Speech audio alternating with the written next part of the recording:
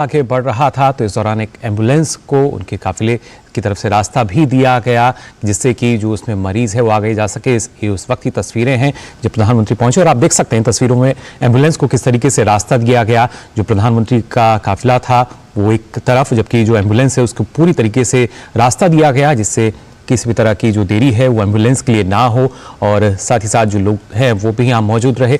और हमारे संवाददाता राकेश बहादुर हमारे साथ जुड़ेंगे, उनसे बातचीत हम करके और जानकारी इस बारे में लेंगे कि किस तरीके से देखिए जो प्रधानमंत्री हैं वो वाराणसी अब जब पहुंच चुके हैं और इस दौरान जो तस्वीरों में हम देख पा रहे हैं जब उनका काफिला आगे बढ़ रहा था तो इस दौरान एक जो एम्बुलेंस है वो देखी गई जिसको रास्ता दिया गया। प्रधानमंत्री का जो काफिला है वो एक साइड में आया और उसके बाद इस एम्बुलेंस को आगे निकाला गया जिससे कि वो गंतव्य स्थान तक जो एम्बुलेंस है वो जल्द से जल्द पहुंच सके। इस दौरान आप देख सकते हैं जो लोग हैं उनकी भीड़ भी रही और ऐसे में बेहद ज़रूरी क्योंकि किसी भी तरह की जो लोग हैं उनको दिक्कत ना हो और ख़ासतौर से एम्बुलेंस जिसमें जो मरीज़ ज़ाहिर तौर पर है उसको यहाँ रास्ता दिया गया है प्रधानमंत्री का जो काफिला है उसके द्वारा। आप देख सकते हैं इन तस्वीरों में सीधे तौर पर किस तरीके से जो तमाम गाड़ियां हैं, काफिला जो है प्रधानमंत्री का वो एक साइड पर आता है और उसके बाद एक जो एम्बुलेंस है वो आगे बढ़ जाती है। तो अपने आप में ये दृश्य बहुत कुछ संदेश देते हुए कि किस तरीके से क्यों आमजन जो है वो प्रधानमंत्री से इतना जुड़ाव रखता है। और पीएम के काफिले के दौरान ये जो एम्बुलेंस को जो रास्ता दिया गया है फिलहाल उसकी तस्वीरें आप देख सकते हैं किस तरीके से जो काफिला आगे बढ़ रहा था। रोड शो के दौरान की अगर बात की जाए इस दौरान एक एम्बुलेंस जो है उस पर जब नज़र जाती है तो उसको रास्ता दे दिया जाता है कि जिससे कि वो आगे बढ़ सके और समय रहते किसी तरह की देरी जो है वो एम्बुलेंस को ना हो, उस मरीज़ को किसी भी तरह की दिक्कत का सामना ना करना पड़े और वो समय रहते गंतव्य स्थान अस्पताल तक पहुंच सके। तो ये इस वक्त की तस्वीरें हैं, अब से कुछ देर पहले की तस्वीरें वाराणसी से जहां प्रधानमंत्री पहुंचे थे और उसके बाद उनके जो काफिला है उसमें हमने देखा कि जो एक एम्बुलेंस है उसको रास्ता दिया गया है। हालांकि दोनों तरफ आप देख सकते हैं जो लोग हैं वो भी मौजूद रहे यहां पे प्रधानमंत्री के स्वागत के लिए, लेकिन प्रधानमंत्री के काफिले के दौरान जो एक एम्बुलेंस नजर आई और उसको रास्ता दिया गया, आगे निकाला गया प्रधानमंत्री के काफिले से। आप इन तस्वीरों में देख सकते हैं किस तरीके से ये जो एम्बुलेंस है फिर प्रधानमंत्री के काफिले से आगे निकल जाती है क्योंकि समय रहते जो मरीज है उसका अस्पताल पहुंचना जरूरी, किसी भी तरह की जो देरी है अप्रिय घटना है वो ना हो।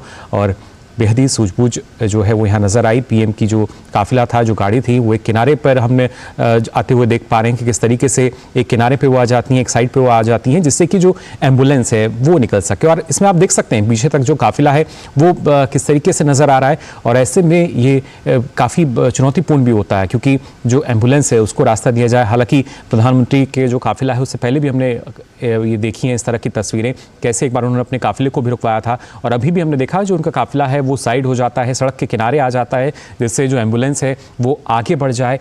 यानी वो उस एम्बुलेंस को जो देरी है क्योंकि एक एक सेकंड जो है वो कीमती होता है और उस एक एक सेकंड की कीमत को समझते हुए प्रधानमंत्री नरेंद्र मोदी जिनके निर्देशन के अनुसार ही ये जो काफिला है प्रधानमंत्री का इसको गाड़ी को किनारे ले जाया जाता है, सड़क के एक तरफ ले जाया जाता है जिससे जो एम्बुलेंस है वो आगे बढ़ सके। तो पीएम के काफिले से एम्बुलेंस जो है उसको रास्ता दिया गया है, पीएम की गाड़ी जो है इसको एक तरफ किया गया, किनारे की तरफ आप देख सकते हैं तस्वीरों में किस तरीके से जो एम्बुलेंस है उसको रास्ता दिया गया है। हालांकि सुरक्षा व्यवस्था पूरी तरीके से मुस्तैद हम यहाँ देख सकते हैं और दोनों ही तरफ, सड़क के दोनों तरफ जो लोगों की भीड़ है वो भी नज़र आ रही थी।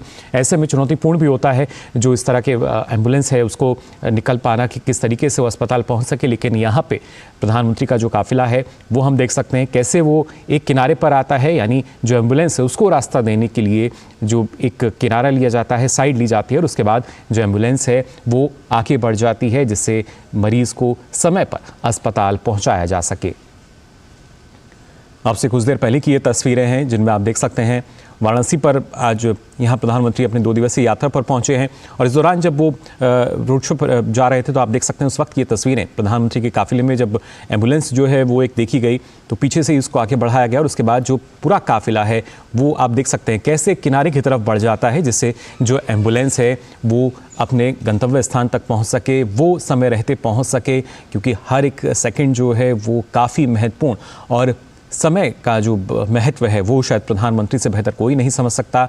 बेहद ही कम समय में किस तरीके से अलग अलग कार्यों में प्रधानमंत्री लगे रहते हैं। और अब से कुछ देर पहले हमने देखा था सूरत में मौजूद थे और फिर आज अब वाराणसी प्रधानमंत्री पहुंच चुके हैं अपने 2 दिवसीय दौरे पर। और यहाँ पर उनका जो काफिला है जब वो आगे बढ़ रहा था तो इस दौरान जो एक एम्बुलेंस है उसको देखा गया और उसके बाद इस एम्बुलेंस को देखिए किस तरीके से रास्ता दिया गया है। बाकायदा जो प्रधानमंत्री की काफिले की गाड़ी हैं उनको साइड किया गया, किनारा उनको एक तरफ किया गया और उसके बाद ये एम्बुलेंस जो है ये आगे बढ़ती हुई, यानी किसी भी कोई भी जो देरी है वो ना हो, किसी भी तरह की अप्रिय घटना ना हो, जो मरीज़ इसमें सवार है वो समय रहते उसको इलाज मिल सके, वो अस्पताल पहुंच सके। और अक्सर इस तरह की जो तस्वीरें होती हैं कहीं ना कहीं जो एम्बुलेंस में जो मरीज़ हैं, तीमारदार हैं, उन ज़ाहिर तौर पर उनको यही लगता है कि कैसे अगर कोई भी वीआईपी मूवमेंट होती है तो शायद समय रहते नहीं पहुंच पाएंगे। लेकिन ये एक उदाहरण कि कैसे प्रधानमंत्री नरेंद्र मोदी जो कहते हैं कि वीआईपी कल्चर जो है उसको हम धीरे धीरे खत्म कर रहे हैं और साथ ही देश का प्रधानमंत्री जब उनका काफिला आगे बढ़ रहा हो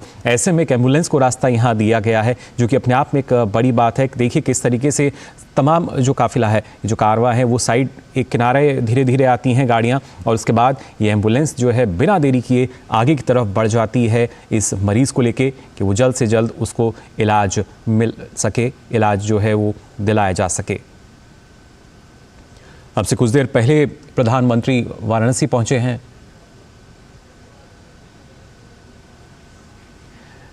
इन तस्वीरों में आप देख सकते हैं अब से कुछ देर पहले जब प्रधानमंत्री नरेंद्र मोदी वाराणसी पहुंचे, वाराणसी का हर शख्स अपने आप में काफ़ी जुड़ाव महसूस करता है प्रधानमंत्री नरेंद्र मोदी से और यही जुड़ाव प्रधानमंत्री नरेंद्र मोदी खुद भी महसूस कर सकते हैं। और उसी का एक जीवंत उदाहरण हम यहाँ देख भी पा रहे हैं कि कैसे जो एम्बुलेंस है उसको रास्ता दिया गया है।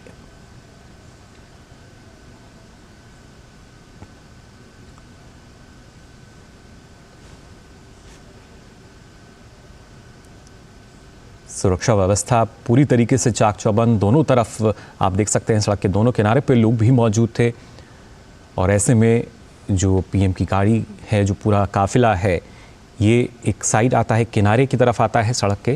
तो इसके बाद ये एम्बुलेंस जो है वो तेज़ गति से आगे बढ़ जाती है।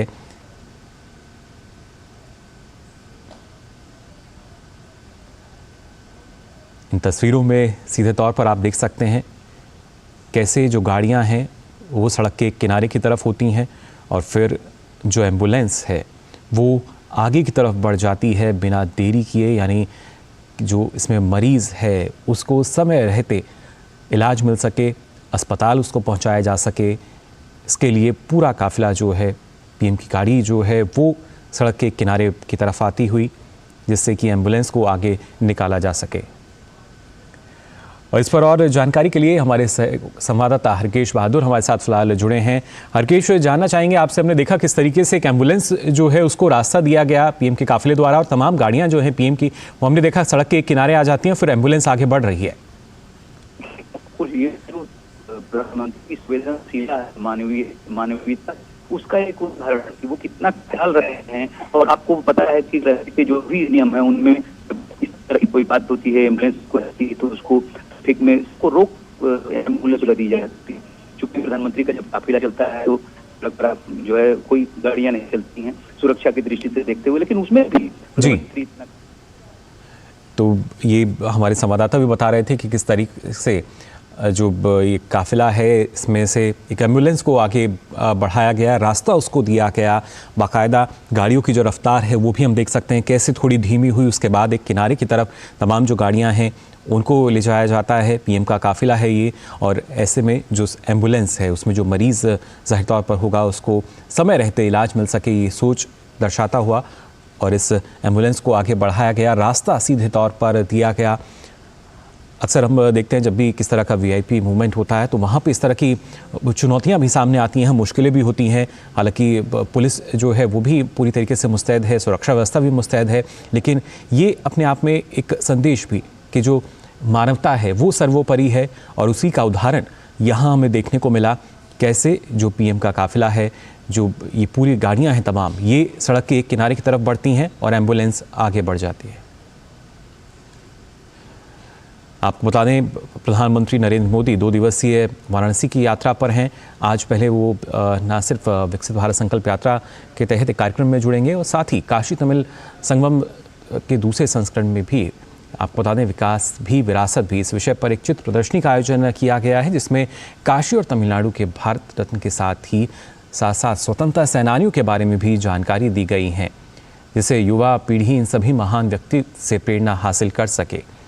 तो ये अपने आप में काफ़ी महत्वपूर्ण है, ख़ासतौर से जो प्रधानमंत्री का दौरा है कि कैसे यहाँ पे ना सिर्फ जो संगमम है ये काशी और उसके साथ साथ तमिलनाडु की अगर बात की जाए तो काफ़ी महत्वपूर्ण हो जाता है कि कैसे जो भारत है वो ना सिर्फ एकता बल्कि विविधता का भी परिचायक है, और उसी को ये दर्शाता हुआ जो प्रधानमंत्री का कार्यक्रम भी है। साथ ही फिलहाल ये तस्वीरें जब प्रधानमंत्री का काफिला पहुंचा यहाँ पर, कैसे जो लोग हैं वो उत्सुक नज़र आ रहे थे, लेकिन इसी बीच नज़र जाती है इस एम्बुलेंस पर जो कि जिसके बाद प्रधानमंत्री का जो काफिला है वो गति थोड़ी धीमी करता है, एक किनारे की तरफ आगे बढ़ता है और फिर ये एम्बुलेंस आगे की तरफ बढ़ जाती है।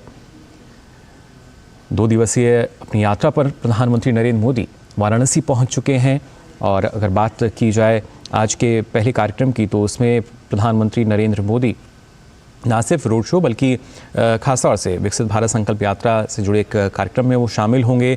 कनिंग मेमोरियल स्कूल के मैदान पर ये जो कार्यक्रम है आयोजित किया जाएगा, जहाँ पे अलग अलग योजनाओं के लाभार्थियों से वार्तालाप की बात भी सामने आई थी।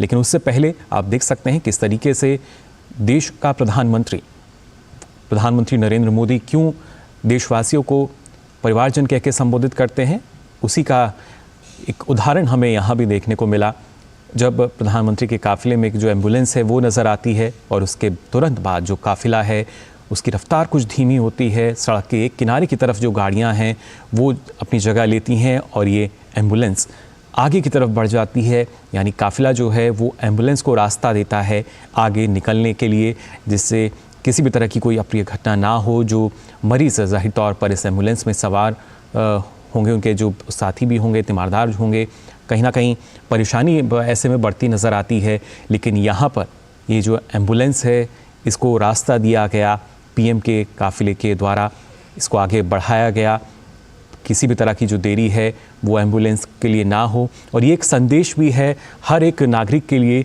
जो कि जब सड़क पर मौजूद होता है। फ़िलहाल आज के कार्यक्रम की अगर बात की जाए तो आपको बता दें ना 17 और 18 दिसंबर यानी 2 दिवसीय कार्यक्रम है प्रधानमंत्री नरेंद्र मोदी का वाराणसी में, जिसमें आज वो विकसित भारत संकल्प यात्रा के कार्यक्रम में शामिल होंगे और उसके बाद अलग अलग योजनाओं के जो लाभार्थी हैं उनसे बातचीत भी करेंगे। और साथ ही आज शाम में इसके पश्चात जो मुख्य कार्यक्रम को अगर देखा जाए काशी तमिल संगमम 2023 का जो उद्घाटन है वो प्रधानमंत्री करेंगे, और इसको लेकर काफ़ी उत्सुकता जो है, काफ़ी जोश जो है वो नज़र आ रहा है।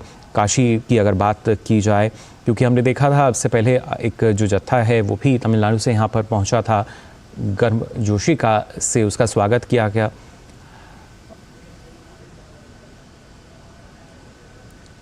और आपको बता दें कनिंग मेमोरियल स्कूल में जो विकसित भारत संकल्प यात्रा के तहत जो स्टॉल्स लगाए गए थे उसका अवलोकन यहाँ करते हुए आप देख सकते हैं प्रधानमंत्री नरेंद्र मोदी को कि कैसे हर एक योजना के बारे में जो जानकारी है वो दी जाती है। और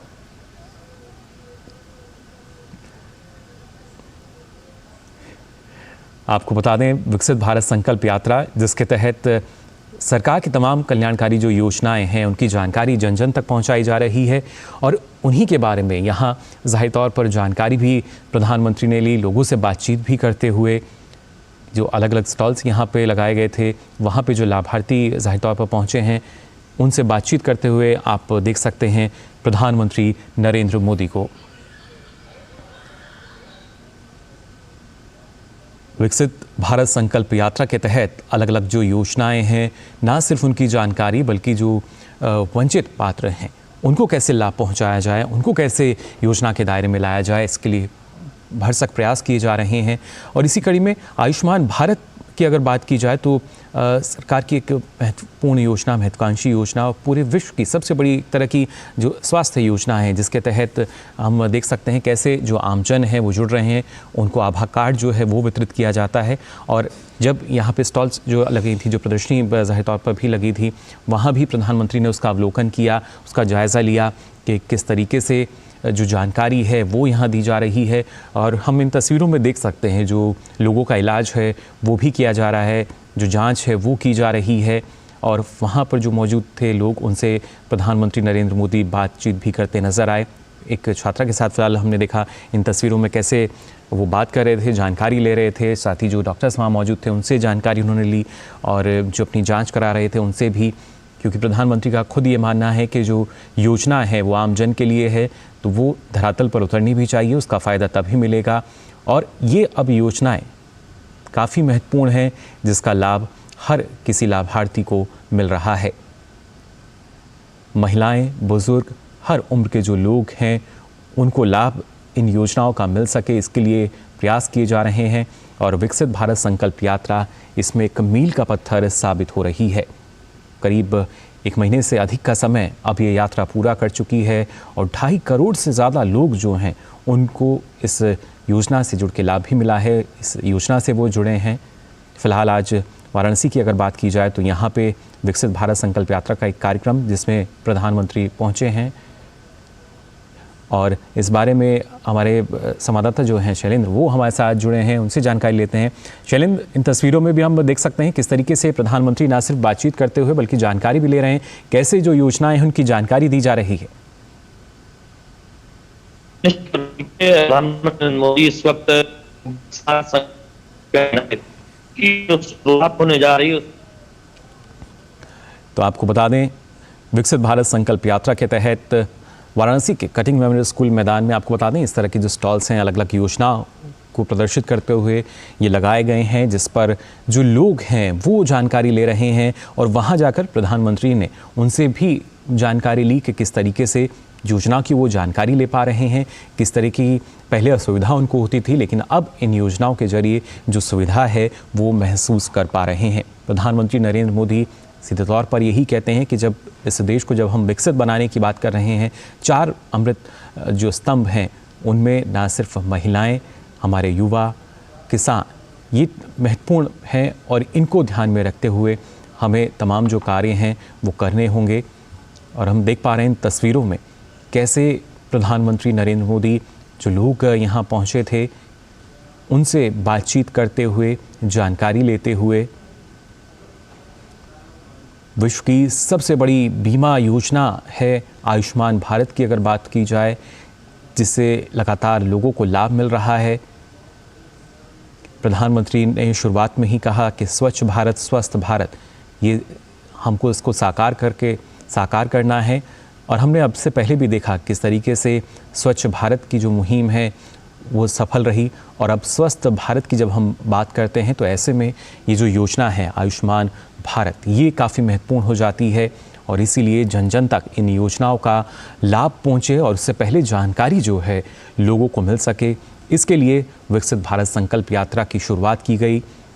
15 नवंबर को इस योजना की शुरुआत हुई थी, और अब 1 महीने से अधिक का समय इस योजना को हो चुका है। जन जन तक अब इन योजनाओं का लाभ पहुंच रहा है, और उसी के बारे में फ़िलहाल इन तस्वीरों में भी हम देख पा रहे हैं कि कैसे प्रधानमंत्री नरेंद्र मोदी जो जानकारी है, जो बातचीत है उनसे कर रहे थे, जानकारी ले रहे थे। और इसके बाद आपको बता दें ख़ासतौर से काशी तमिल अगर बात की जाए, संगम जो 2023 का भी आयोजन किया जा रहा है, जिसका उद्घाटन अब से कुछ देर बाद प्रधानमंत्री नरेंद्र मोदी करेंगे नमो घाट पर। और यहाँ पे फ़िलहाल जो लाभार्थी हैं, जो लोग पहुँचे हैं, जो वंचित पात्र हैं, ख़ास तौर से जिन्हें लाभ नहीं मिल पा रहा था, उनको अलग अलग योजनाओं से जोड़ा जा रहा है, उनको जानकारी दी जा रही है, जागरूक बनाया जा रहा है, जिससे भारत को हम जल्द से जल्द विकसित भारत की तरफ अग्रसर होता हुआ देख सकें। वाराणसी की ये तस्वीरें, जहां कटिंग मेमोरियल कॉलेज के मैदान में अलग अलग स्टॉल्स हैं, योजनाओं को दर्शाती हुई वो प्रदर्शित की गई हैं। वहाँ पर जो आमजन है जानकारी लेने पहुंच रहे हैं और वहीं पर हम देख सकते हैं कैसे प्रधानमंत्री नरेंद्र मोदी जो हैं पहुंचे, लोगों से बातचीत उन्होंने की। खासतौर से अगर शाम के कार्यक्रम की भी हम बात करें वो भी काफ़ी महत्वपूर्ण है। काशी तमिल संगमम जो है, क्योंकि भावनात्मक और सांस्कृतिक रूप से काशी और तमिलनाडु जो हैं वो काफ़ी एक दूसरे से जुड़े हुए हैं। ना सिर्फ धार्मिक और बल्कि धार्मिक आस्था की बात की जाए या कैसे जो एक जब एकता और विविधता की हम बात करते हैं उस दौरान ये काफ़ी महत्वपूर्ण हो जाते हैं। और हमने देखा कि कब से कोशिशें हुई कि जो विविधता है ना सिर्फ उसको दर्शाया जाए बल्कि जो भारत की अखंड भारत की जो एकता है वो कैसे हम उसको और मजबूत कर सकते हैं। और उसी के तहत ये एक महत्वपूर्ण कार्यक्रम शिक्षा मंत्रालय द्वारा जो आयोजित किया जा रहा है। लेकिन उससे पहले विकसित भारत संकल्प यात्रा के तहत जो कार्यक्रम है उसके बारे में जानकारी लेते हुए प्रधानमंत्री नरेंद्र मोदी।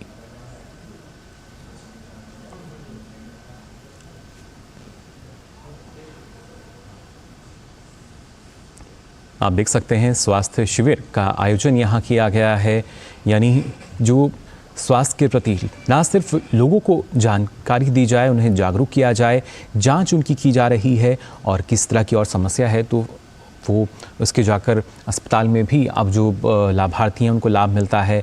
आयुष्मान भारत योजना से आभा कार्ड जो हैं वो हम देखते हैं लोगों के पास रहते हैं, जिससे ना सिर्फ मुफ्त में उनको इलाज मिलता है बल्कि जितना समय पहले लगता था, कई बार अस्पताल के चक्कर काटने पड़ते थे, वो तमाम अब जो दुविधाएं हैं वो दूर हो चुकी हैं। और इन्हीं का निरीक्षण अवलोकन करते हुए फिलहाल प्रधानमंत्री नरेंद्र मोदी इन तस्वीरों में भी हमें नज़र आए। जो लोग वहाँ पर मौजूद थे उनसे बातचीत करते हुए नज़र आए प्रधानमंत्री नरेंद्र मोदी।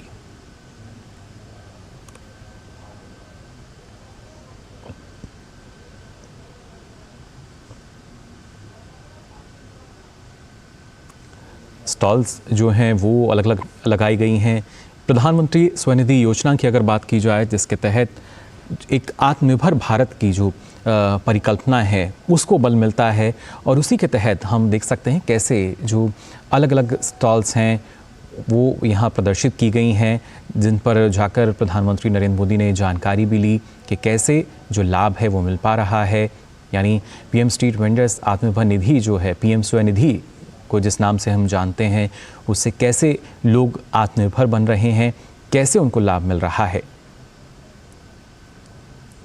तमाम वेंडर्स जो थे उनकी समस्याएं रहती थी। कोविड के दौरान हमने देखा किस तरीके से परेशानियों का उनको सामना करना पड़ा था और उन्हीं तमाम परेशानियों को समझते हुए, जानते हुए पीएम स्वनिधि जो योजना है इसकी शुरुआत की गई थी और काफ़ी लाभ इसके ज़रिए जो तमाम वेंडर्स हैं उनको मिला है।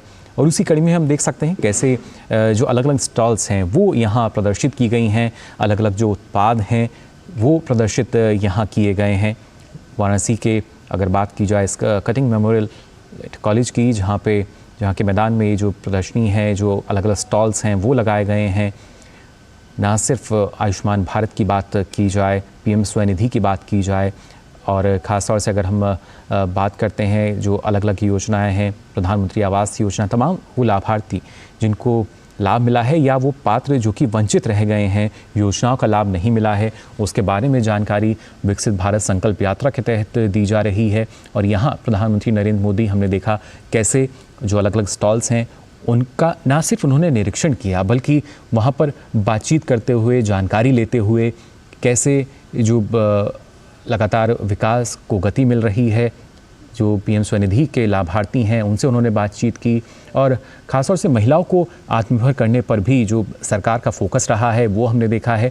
फिर चाहे महिला आरक्षण बिल की बात की जाए या और अलग तमाम पहलू जो कि कहीं ना कहीं महिलाओं को स्वावलंबन की तरफ आगे बढ़ाते हुए, और यहाँ भी हमने देखा प्रधानमंत्री नरेंद्र मोदी ने किस तरीके से जो बातचीत है वो की। जो फिलहाल एक महिला लाभार्थी हैं, आप तस्वीरों में भी देख सकते हैं, और साथ ही जो दूसरे लाभार्थी हैं उनसे बातचीत की कि किस तरीके से सरकार की महत्वपूर्ण जो योजनाएं हैं उनका लाभ उनको मिल पाया है अभी तक, और साथ ही साथ जो लोग जिनको लाभ नहीं मिला है उनको किस तरीके से लाभ मिल सकता है, कैसे हम उनको योजना से जोड़ सकते हैं। इस बात की जो जानकारी है वो विकसित भारत संकल्प यात्रा के तहत दी जा रही है।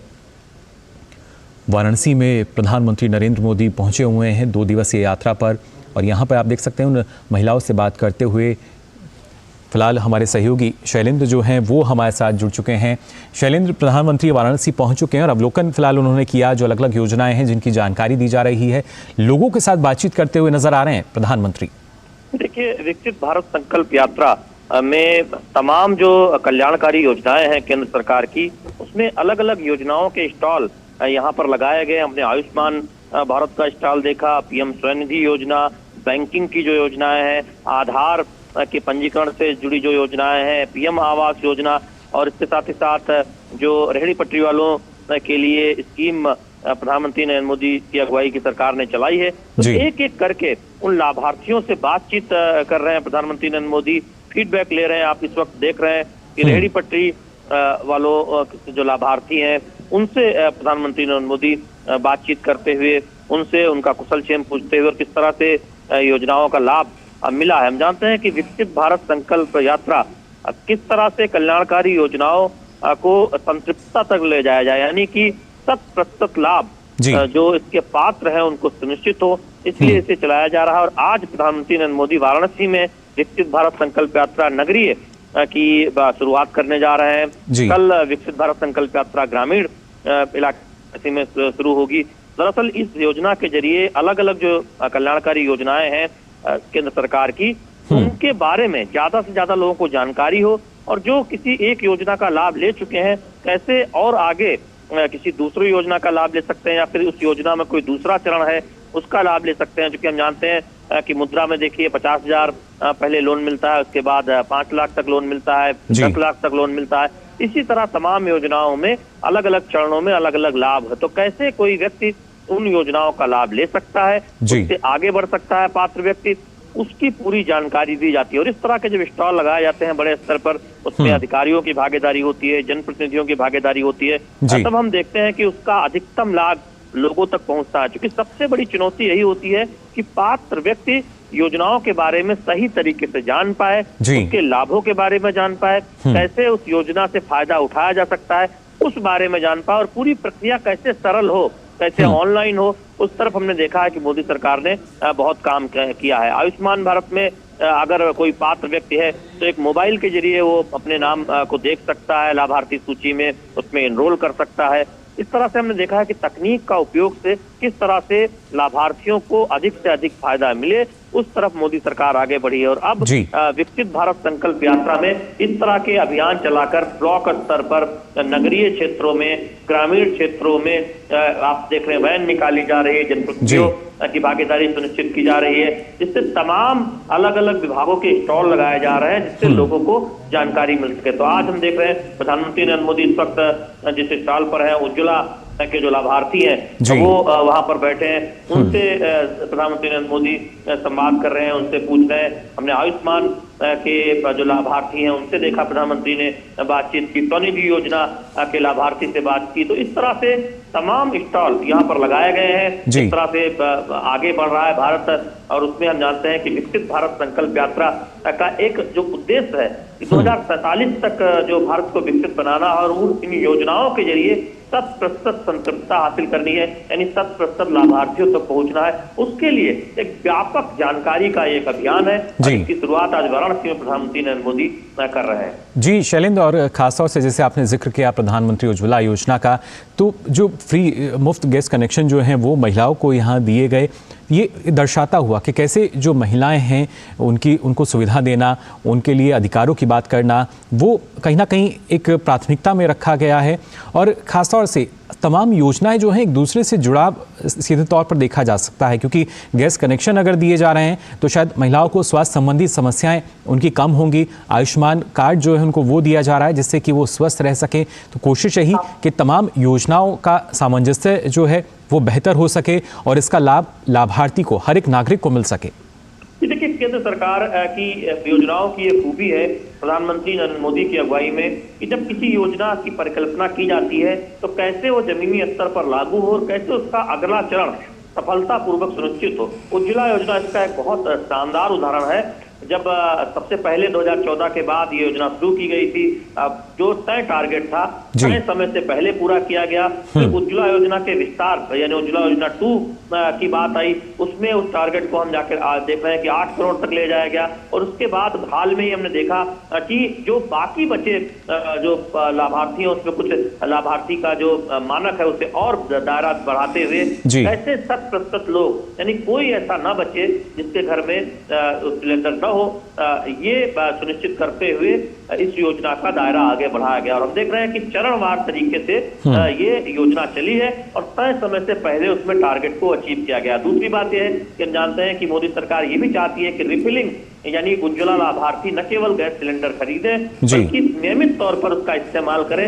इसलिए उनको अलग से छूट की 200 रुपये प्रति सिलेंडर अलग से छूट दी जाती है सब्सिडी में। आप जानते हैं कि जो आम लाभार्थी है उनसे ज्यादा फायदा उज्ज्वला लाभार्थियों को गैस सिलेंडर दोबारा भराने पर मिलता है। तो वो भी एक बहुत महत्वपूर्ण होता है कि जब दुनिया से आजादी मिली है ये सुनिश्चित किया गया है कि जो गरीब है, जो उतने सक्षम नहीं है, उनको ज्यादा राहत, उनको कम पैसे पर गैस सिलेंडर मुहैया। और हम जानते हैं कि दुनिया में उज्ज्वला योजना एक अपने आप में सफलता का उदाहरण बनी है। तो इस तरह से हमने देखा है कि तमाम योजनाएं, पीएम आवास योजना में देखें, पीएम आवास योजना शहरी हो या पीएम आवास योजना ग्रामीण हो, सफलता के नित नए कीर्तिमान स्थापित हुए हैं। बीते 9 वर्षों में आप कह सकते हैं कि 10 वर्षों में जो आप देखें कि आवास की जो संख्या है वो अगर बीते उससे पहले के 20 वर्षों 30 वर्षों को मिला दे उससे संख्या ज्यादा है। तो दिखाता है कि न केवल स्पीड बढ़ाई गई है, पारदर्शिता बढ़ाई गई है और तकनीक का इस्तेमाल, मोदी सरकार की एक खूबी है कि वो तकनीक का भरपूर इस्तेमाल करती है। स्पेस टेक्नोलॉजी में हम जानते हैं कि एक उल्लेखनीय सफलता हासिल हुई, उसका कल्याणकारी योजनाओं में कितना फायदा हो सकता है वो हम देख रहे हैं। तमाम मोदी सरकार की कल्याणकारी योजनाओं में तकनीक का फायदा हो रहा है, चाहे वो आधार के जरिए सीधे नकद हस्तांतरण की बात हो या फिर पीएम आवास योजना में तमाम फायदे की बात हो। तो इस तरह से हम देख रहे हैं कि उन योजनाओं में जमीनी स्तर पर 100% लाभ मिले वो सुनिश्चित करने का काम किया जा रहा है। और ये तभी हो सकता है जब हर व्यक्ति जो इच्छुक है, जो पात्र है, उस तक जानकारी हो कि वो उन योजनाओं का लाभ ले सकता है, चाहे वो दिव्यांग हो, चाहे वो गरीब हो या फिर कोई पात्र व्यक्ति अगर आयुष्मान कार्ड के जरिए कोई इलाज कराना चाहता है। जानते हैं कि 5 लाख तक के इलाज की छूट है, या फिर वो स्वनिधि योजना का फायदा उठाना चाहता है या कोई अपना छोटा उद्यम करना चाहता है। इसके साथ ही साथ हम देखते हैं कि विकसित भारत संकल्प यात्रा में जो शहरी इलाकों के, जो शहरी में अगर देखें, शहरी इलाकों में जो तमाम काम हुए हैं, जैसे पानी के जो सीवेज प्लांट है वो किस तरह से बेहतर किया गया है, कैसे लाइटिंग बेहतर की गई है, कैसे 24 घंटे बिजली सुनिश्चित की गई है, इन सब का भी जिक्र होता है। तो दरअसल देश को आगे बढ़ाने में तमाम कल्याणकारी योजनाओं के साथ जो आधारभूत योजनाएं हैं वो किस तरह से आगे बढ़ी है उसको भी यहाँ पर स्टॉल पे दर्शाया गया है। क्योंकि विकसित भारत संकल्प यात्रा का आज हम शहरी यहाँ पर स्टॉल देख रहे हैं, इसमें कल्याणकारी योजनाओं की चर्चा है मोदी सरकार की, और साथ ही साथ किस तरह से वाराणसी आगे बढ़ रहा है, किस तरह से स्मार्ट सिटी आगे बढ़ रहा है, किस तरह से PSR के जरिए जो कुछ स्कूलों का कायाकल्प किया गया है, उन सबका भी यहाँ पर एक मॉडल रखा गया है। जी शैलेंद्र, क्योंकि प्रधानमंत्री नरेंद्र मोदी खुद इस बात को उन्होंने कई बार दोहराया है कि जो विकास है वो एक तरफा नहीं होना चाहिए, सर्वांगीण विकास होना चाहिए, और इजी ऑफ लिविंग पे उनका फोकस भी हमें नजर आता है। यानी जो जीवन यापन को आसान बनाने की जो बात है इन योजनाओं के जरिए वो कैसे हो सकती है, पिछले 9 सालों में हम देख पा रहे हैं किस तरीके से इन योजनाओं का क्रियान्वयन रहता है। और खासतौर से जो वाराणसी का प्रधानमंत्री का ये दौरा है जिसमें माना जा रहा है करीब 19,150 करोड़ रुपए की लागत वाली जो विभिन्न विकास की योजनाएं हैं उनका लोकार्पण और शिलान्यास प्रधानमंत्री नरेंद्र मोदी यहां करेंगे, तो कहीं ना कहीं हम देख सकते हैं कि एक जो बदलाव है वो नजर आ रहा है। और ये बदलाव किसी भी क्षेत्र, किसी भी गांव तक सीमित नहीं है, बल्कि पूरे देश में, जैसा आप बता रहे हैं कि विकसित भारत संकल्प यात्रा जो है, जो कि लगातार आयोजित की जा रही है, उसके जरिए लोगों को जागरूक किया जा रहा है। तो उसी कड़ी में आज का ये जो कार्यक्रम है काफ़ी महत्वपूर्ण, और आने वाले समय को अगर देखा जाए, जो स्मार्ट सिटी का आपने जिक्र किया था, उसके तहत कोशिश यही है कि हर गाँव जो है, हर शहर जो है, उनके बीच के अंतर को शायद हम खत्म कर पाएँ। जो सुविधाएँ रहती हैं, मूलभूत सुविधाओं की जो कमी रहती थी, भाव रहता था, और कहीं ना कहीं अनदेखी जो की जाती थी, वो अनदेखी अब ना हो। ये देखिए, निश्चित तौर पर आप 2014 के पहले शहरों को देखें और 2014 के बाद शहरों के विकास के क्रम को देखें। अगर हम काशी की बात करें, बनारस की बात करें, प्रधानमंत्री नरेंद्र मोदी का संसदीय क्षेत्र है। 2014 से पहले जब हम यहाँ आते थे, बेतरतीब बिजली के तार लटकते हुए दिखाई देते थे। आज काशी के एक बड़े इलाके में तार अंडरग्राउंड हो गए हैं, सड़कें साफ सुथरी हैं। एक तरफ से कहें कि एक कायाकल्प नजर आता है, लेकिन ये सिर्फ कायाकल्प सिर्फ आर्थिक विकास में ही नजर नहीं आता। आज हम देखते हैं कि आप देखें कि अस्पतालों में बेड की संख्या बढ़ी है। आज BHU में आप देखें कि सुविधाओं का विस्तार हुआ है। आर्थिक ढांचा तो निश्चित तौर पर आप देखें सड़कों का जाल बिछा है, लेकिन ये भी सुनिश्चित किया गया है कि वाराणसी और उसके आसपास रहने वाले लोगों का जीवन यापन कैसे बेहतर हो। तो बुनकरों के लिए ज्यादा अवसर पैदा करने की योजनाएं चलाई गई हैं।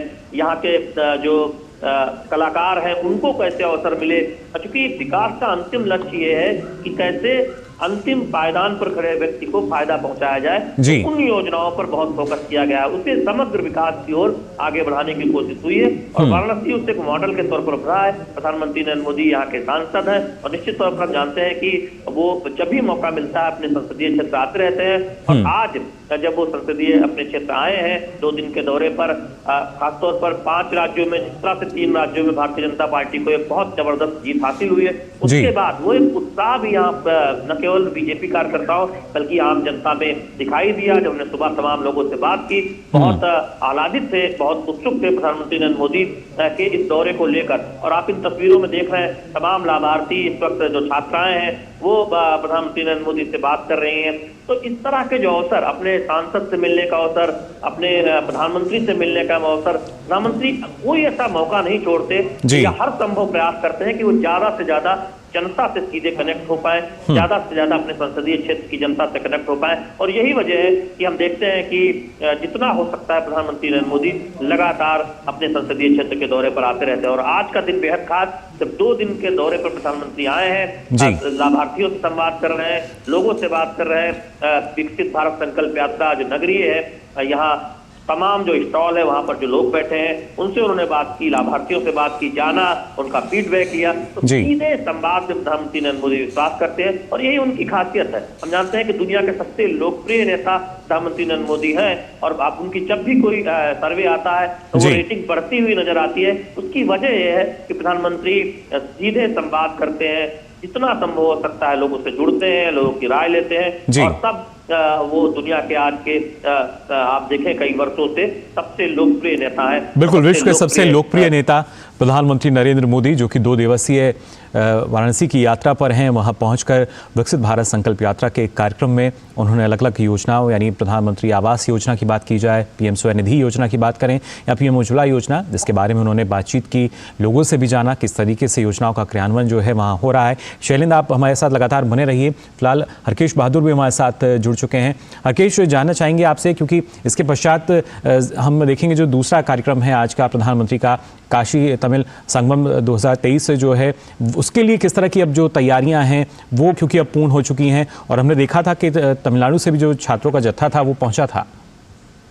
देखिए मुकुल, जो काशी तमिल संगमम है एक इतना सुनहरा के लोगों को काशी से जुड़ने के लिए और काशी के लोगों को जानने के लिए तमिलनाडु के बारे में, उनकी संस्कृति के बारे में, उनकी विरासत के बारे में जी। और काशी की एक खासियत है मुकुल कि जो यहाँ आता है वो यहीं का होके रह जाता है, काशी अपना लेता है। तो ऐसे कई मुहल्ले भी हैं जो गंगा के किनारे, घाट के किनारे, जैसे हनुमान घाट एक जगह है शिवाला के पास, और शिवाला चूंकि बड़ा घाट है, नाम है काफी, हनुमान घाट का नाम है। वहाँ पे तमिल जो मूल के लोग हैं वो वहाँ पे रहते हैं तमिलनाडु के जी। और सुब्रमण्यम भारती जी का आवास, जहाँ पे सुब्रमण्यम भारती जी आके रहे थे, वो तो जो हमारे, और सुब्रमण्यम भारती जी चूंकि वाराणसी के काशी हिंदू विश्वविद्यालय में भी उन्होंने अध्ययन किया था, मालवीय जी के सानिध्य में भी आए थे। तो ये बहुत पुराना हमारा रिश्ता है। और अभी जो तमिलनाडु के लोग आ रहे हैं उनकी एक सोच है काशी के बारे में कि काशी में पूरे जीवन में एक बार काशी आना है, विश्वनाथ के दर्शन करते हैं। और जिस तरह यहाँ काशी पेश्वर, उसी तरह यहाँ रामेश्वर है। तो ये जो ज्योतिर्लिंग है इसका भी आप में एक है। और जो प्रधानमंत्री की सोच है उसकी एक भारत श्रेष्ठ भारत सोच को आगे बढ़ाते हुए यह काशी तमिल संगमम का आयोजन, क्योंकि पिछली बार हुआ था, यह भी चला था इसी महीने में। उनके यहाँ यह पवित्र महीना माना जाता है और उस समय वो मार्गशीर्ष के इस महीने में वो आते हैं दर्शन करने के लिए बाबा विश्वनाथ के। हरकेश, मान सकते हैं क्योंकि जो एक धार्मिक और ऐतिहासिक महत्व है दोनों ही नगरी का, फिर चाहे वाराणसी की हम बात, काशी की हम बात करें या फिर तमिलनाडु की बात की जाए, तो अब प्रयास इस संगम के जरिए यही है कि जो धार्मिक और ऐतिहासिक महत्व है ये वहां की नगरी तक ही सीमित ना हो, पूरा देश, पूरा विश्व जो है वो इनके महत्व को जान सके, समझ सके। जी मुकुल, देखिए केंद्रीय शिक्षा मंत्रालय ने पिछली बार जो आयोजन किया था, उस आयोजन की स्थली जो काशी हिंदू विश्वविद्यालय का एम्फी थिएटर था, लेकिन इस बार जो आयोजन किया गया है वो नमो घाट है। और नमो घाट जो वाराणसी के सांसद हैं, देश के प्रधानमंत्री हैं, उनकी सोच, जो विकास की सोच है, विकास के साथ विरासत की जो सोच है, वो उस सोच को लिए हुए नमो घाट बना है। और जो इस बार जो अभी जो आपने बताया कि छात्र युवा आए, तो एक इतना बढ़िया IRCTC ने एक प्लान बनाया हुआ है। तो छात्र आएंगे, पहले सुबह के समय यहाँ पे अगर आएंगे, फिर सुबह गंगा स्नान करने के पश्चात वो लोग काल भैरव जाते हैं, फिर काशी विश्वनाथ धाम जाते हैं। वहीं पर उनके दोपहर के भोजन की व्यवस्था होती है। उसके बाद जो अगला चरण है वो आज प्रधानमंत्री आए हैं उद्घाटन करने के लिए। तो ये जो काशी से इस बार जो ग्रुप आया है, वो ग्रुप जो है प्रधानमंत्री के सामने मौजूद रहेगा और एक मैसेज देने का प्रयास करते हैं प्रधानमंत्री की किस तरह से हम कनेक्ट हो सकते हैं। जैसा कि अभी थोड़ी देर पहले आप बात बता रहे थे कि प्रधानमंत्री किस तरह से लोगों से संवाद करके डायरेक्ट कनेक्ट होते हैं, तो इस तरह ये जो उद्घाटन करेंगे वो आप समझिए कि काशी तमिल संगमम निश्चित रूप से संगम का कार्य करेगा कि वो तमिलनाडु के लोगों को, जो युवा और छात्र वहां पे हैं, उनको एड्रेस करेंगे। तो वो केवल काशी में जो बैठे हैं वो ही नहीं सुनेंगे, जो तमिलनाडु में लोग हैं वो भी सुनेंगे।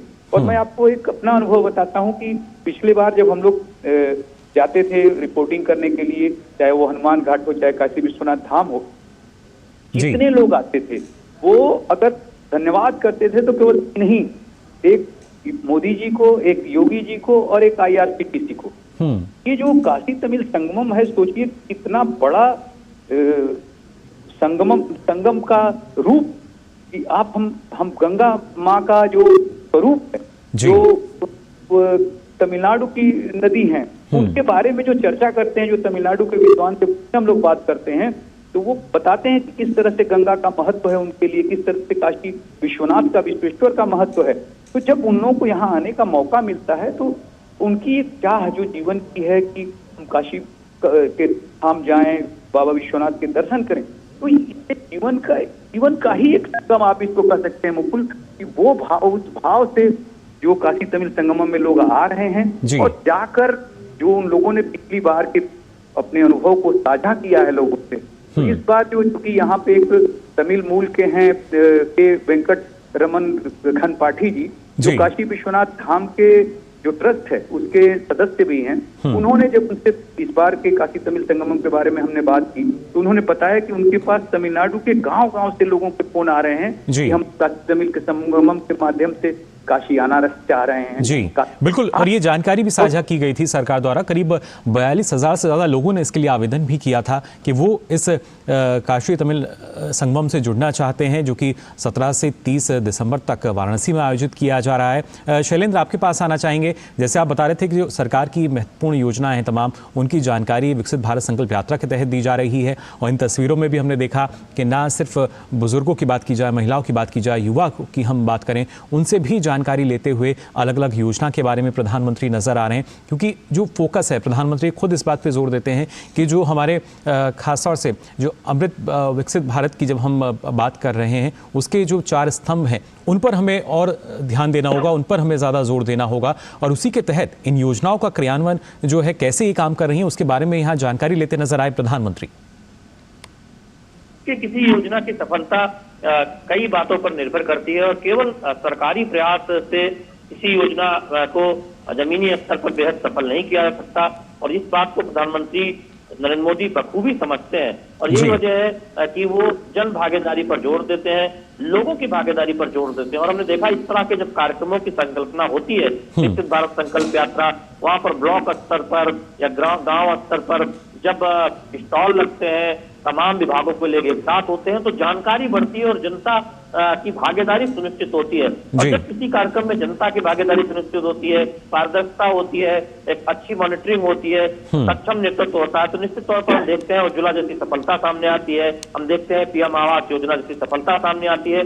और इन योजनाओं के लाभार्थियों से लगातार संवाद से वो फीडबैक, जो जरूरी फीडबैक है, वो भी समय समय पर जाता है, इससे आगे के चरणों में और कुछ क्या बेहतर किया जा सकता है। तो हम इसका एक बेहतर उदाहरण, एक बेहतरीन उदाहरण हम देख रहे हैं विकसित भारत संकल्प यात्रा के दौरान, जब इन योजनाओं की जानकारी दी जा रही है गांव-गांव, नगर-नगर, और उस योजनाओं में कैसे लोग तक प्रतिशत फायदा उठा सकते हैं, उस तरफ आगे बढ़ा जा रहा है। और इसके तहत 2000 हम जानते हैं 47 तक किस तरह से देश को विकसित बनाना है, एक विकसित भारत की तरफ हमें आगे बढ़ना है, उसमें जनता और युवा की भागीदारी बहुत जरूरी है। युवाओं में एक उत्साह का माहौल बहुत जरूरी है, युवाओं में वो भरोसा बहुत जरूरी है कि हम विकसित भारत की ओर आगे बढ़ रहे हैं और हम वो होता हुआ देख रहे हैं। और निश्चित तौर पर जब अभी थोड़ी देर पहले हमारे सहयोगी आर.के. बहादुर काशी तमिल संगमम की बात कर रहे थे, विविधता में एकता हमारे भारत की विरासत है। हर राज्य में कुछ खूबियां हैं, हर राज्य से एक दूसरे राज्य सीख सकते हैं, और संस्कृति हमारी ऐसी है कि एक दूसरे जो राज्य की संस्कृति है वो आगे बढ़ाती है। तो वो एक काशी तमिल संगमम जिससे उत्तर से दक्षिण, पूरब से पश्चिम, किस तरह से हम ज्यादा से ज्यादा एक दूसरे राज्यों के बारे में जान पाए, वहाँ की संस्कृति के बारे में जान पाए, वहाँ के खान पान के बारे में जान पाए, क्योंकि यही हमारी ताकत है और हम जानते हैं कि उसे आगे बढ़ाने का काम इसके जरिए किया जा रहा है। ये दूसरा संस्करण है। पहले संस्करण में हमने देखा कि बहुत बड़े स्तर पर एक भागीदारी हुई थी और उसको उम्मीद है कि उससे भी आगे बढ़ाता हुआ ये दूसरा संस्करण नजर आएगा। तो निश्चित तौर पर इस 2 दिन के दौरे में हम देखेंगे कि एक तरफ हम संस्कृति की बात करेंगे, एक तरफ काशी के कुटीर जो उद्योग है उनकी बात करेंगे, और दूसरी तरफ प्रधानमंत्री नरेंद्र मोदी की कल्याणकारी योजनाओं तो किस तरह से उन योजनाओं का फायदा लेते हुए लोगों का जीवन स्तर सुधर रहा है, कैसे लोग अपने सपने को साकार करना चाहते हैं, कैसे अपने सपने को साकार करते हुए लोग आगे बढ़ रहे हैं, कैसे युवाओं का आत्मविश्वास बढ़ा है, कैसे महिलाएं जुए से आजादी मिली है महिलाओं को, कैसे वो अपना रोजगार करना चाहती हैं, अपने पैरों पर खड़ा होना चाहती हैं, उसके तमाम उदाहरण आप इन विकसित भारत संकल्प यात्राओं में देख सकते हैं। स्टॉल में हमने तमाम लोगों से बात की जिन्होंने इस बारे में जिक्र किया। तो निश्चित तौर पर ये तस्वीरें दिखाती है कि कैसे भारत बदल रहा है, एक सुखद बदलाव की तरफ, एक उस यात्रा की तरफ जो विकसित भारत की तरफ जाती है प्रधानमंत्री नरेंद्र मोदी की अगुवाई में। और ये तस्वीरें अपने आप में इस बात को दिखाती हैं कि कैसे लोगों के सहयोग से, कैसे जनता के सहयोग से आगे बढ़ा जा सकता है, कैसे जनता के सहयोग से कठिन चुनौती हासिल की जा सकती है, कैसे एक सक्षम नेतृत्व लोगों को साथ लेकर आगे बढ़ सकता है और कठिन चुनौतियों से पार पाया जा सकता है। तो निश्चित तौर पर इन तस्वीरों में भी ये दिखता है और हम जानते हैं कि इन 2 दिनों में तमाम कार्यक्रमों को देखेंगे। तकरीबन 19,000 करोड़ से ज्यादा की जो परियोजना है जिसकी सौगात काशी की जनता को मिलने वाली है, उसमें टीवीएस प्लांट है, काशी में तमाम परियोजनाएं हैं। ये परियोजनाएं दरअसल काशी के उसके आसपास के विकास को आगे बढ़ाते हुए दिखेंगी। तो निश्चित तौर पर ये दिखाता है कि किस तरह से जनता की भागीदारी सुनिश्चित करते हुए पारदर्शी तरीके से योजनाओं का लाभ पहुंचाया जा रहा है और उसका फायदा न केवल आम लोगों को हो रहा है बल्कि अंतिम मैदान पर खड़े व्यक्ति को सबसे ज्यादा हो रहा है। जी बिल्कुल, ये महत्वपूर्ण और ये कोशिश लगातार रही है मोदी सरकार की। फिलहाल इन तस्वीरों में हम देख सकते हैं जो छोटे बच्चे हैं उनसे भी यहाँ मुखातिब होते नज़र आ रहे हैं प्रधानमंत्री नरेंद्र मोदी, उनसे भी बातचीत करते नज़र आ रहे हैं। हर वर्ग में प्रधानमंत्री को लेकर एक अलग उत्साह है और वहीं इन छोटे बच्चों की अगर बात की जाए तो आप देख सकते हैं उनसे भी बातचीत करते हुए और जानकारी लेते हुए उनकी कक्षा में जो अलग अलग ज्ञानवर्धक आकृतियां हैं या फिर जो और पोस्टर्स लगाए गए हैं वो किससे संबंधित हैं, किस बारे में हैं, इसकी जानकारी प्रधानमंत्री नरेंद्र मोदी फिलहाल यहाँ लेते हुए हमें नज़र आ रहे हैं। ये तस्वीरें आप देख सकते हैं कि कैसे अलग अलग कक्षाओं की जब बात की जाती है और ख़ासतौर से नौनिहाल जो कि देश का भविष्य है वो कैसे देखिए अपना योगदान दे सकते हैं या किस तरीके से उनको और सशक्त बनाया जा रहा है, ये अपने आप में दर्शाता हुआ प्रधानमंत्री नरेंद्र मोदी इन बच्चों के साथ संवाद करते हुए, बातचीत करते हुए इनके बीच में यहाँ पहुँचे हैं। और जो ख़ासतौर से उम्र-दराज हैं, जो बड़े हैं, युवा हैं, उनमें तो एक अलग उत्साह और जोश नज़र आता ही है। साथ ही आप इन बच्चों को भी देख सकते हैं, प्रधानमंत्री नरेंद्र मोदी को अपने बीच पाकर वो भी काफ़ी उत्साहित नजर आ रहे हैं। हमारे दोनों संवाददाता जो हैं वो हमारे साथ जुड़े हुए हैं। हरकेश, जानना चाहेंगे आपसे, जिस तरीके से अभी शैलेंद्र ने बताया कि ना सिर्फ जो काशी तमिल संगम की हम बात करें, बल्कि इससे इतर जो खासतौर से जब काशी के विकास को हम देखते हैं, पिछले कुछ सालों में हमने देखा है किस गति से आगे बढ़ा है, और अब भी ना सिर्फ जो अलग अलग योजनाएं हैं, परियोजनाएं हैं, उनका शिलान्यास और लोकार्पण जो है प्रधानमंत्री करेंगे काशी के लिए। देखिए मुकुल, मैं शैलेंद्र की बात से ही आगे बढ़ाने की कोशिश करूंगा।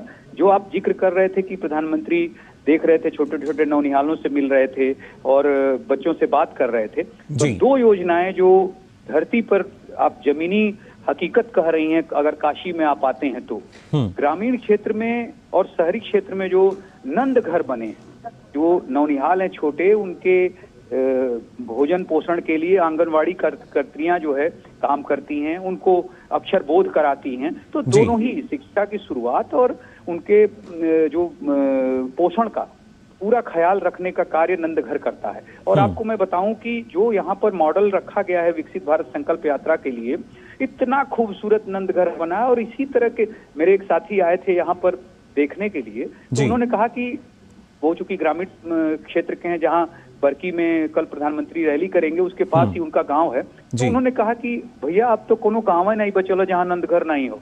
ये भाषा थी लोगों की। और उसी तरह जो निपुण भारत अभियान चल रहा है, प्रधानमंत्री ने अभी उसमें बच्चों से बात की, तो जो बच्चों को बनाने का प्रयास है, कक्षा 1 से लेकर कक्षा 3 तक हिंदी के कितने शब्दों का ज्ञान होना चाहिए, 1 मिनट में कितनी शब्द वो उच्चारित कर सकते हैं, जोड़ गुणा घटाना भाग का जो है उनको जानकारी होनी चाहिए। और अभी प्रधानमंत्री स्मार्ट सिटी मिशन एवं अमृत योजना जो स्टॉल है वहां गए, उन्होंने अभी जो 1-2 योजनाएं हैं, एक काशी दर्शन वह योजना है जिसमें इंटरनेट के माध्यम से अगर आप काशी आते हैं तो इंटरनेट के माध्यम से उन जगहों पे जहां टिकट की व्यवस्था है वो पहले से ही आप बुक करा सकते हैं, जिससे आपका समय खर्च नहीं होगा और आप आसानी से बिना किसी असुविधा के आप काशी के दर्शन कर सकते हैं। उन स्थानों के, जैसे अगर आपको आरती में जाना है काशी विश्वनाथ धाम में तो आप वो बुक कर सकते हैं। अगर आपको सारनाथ में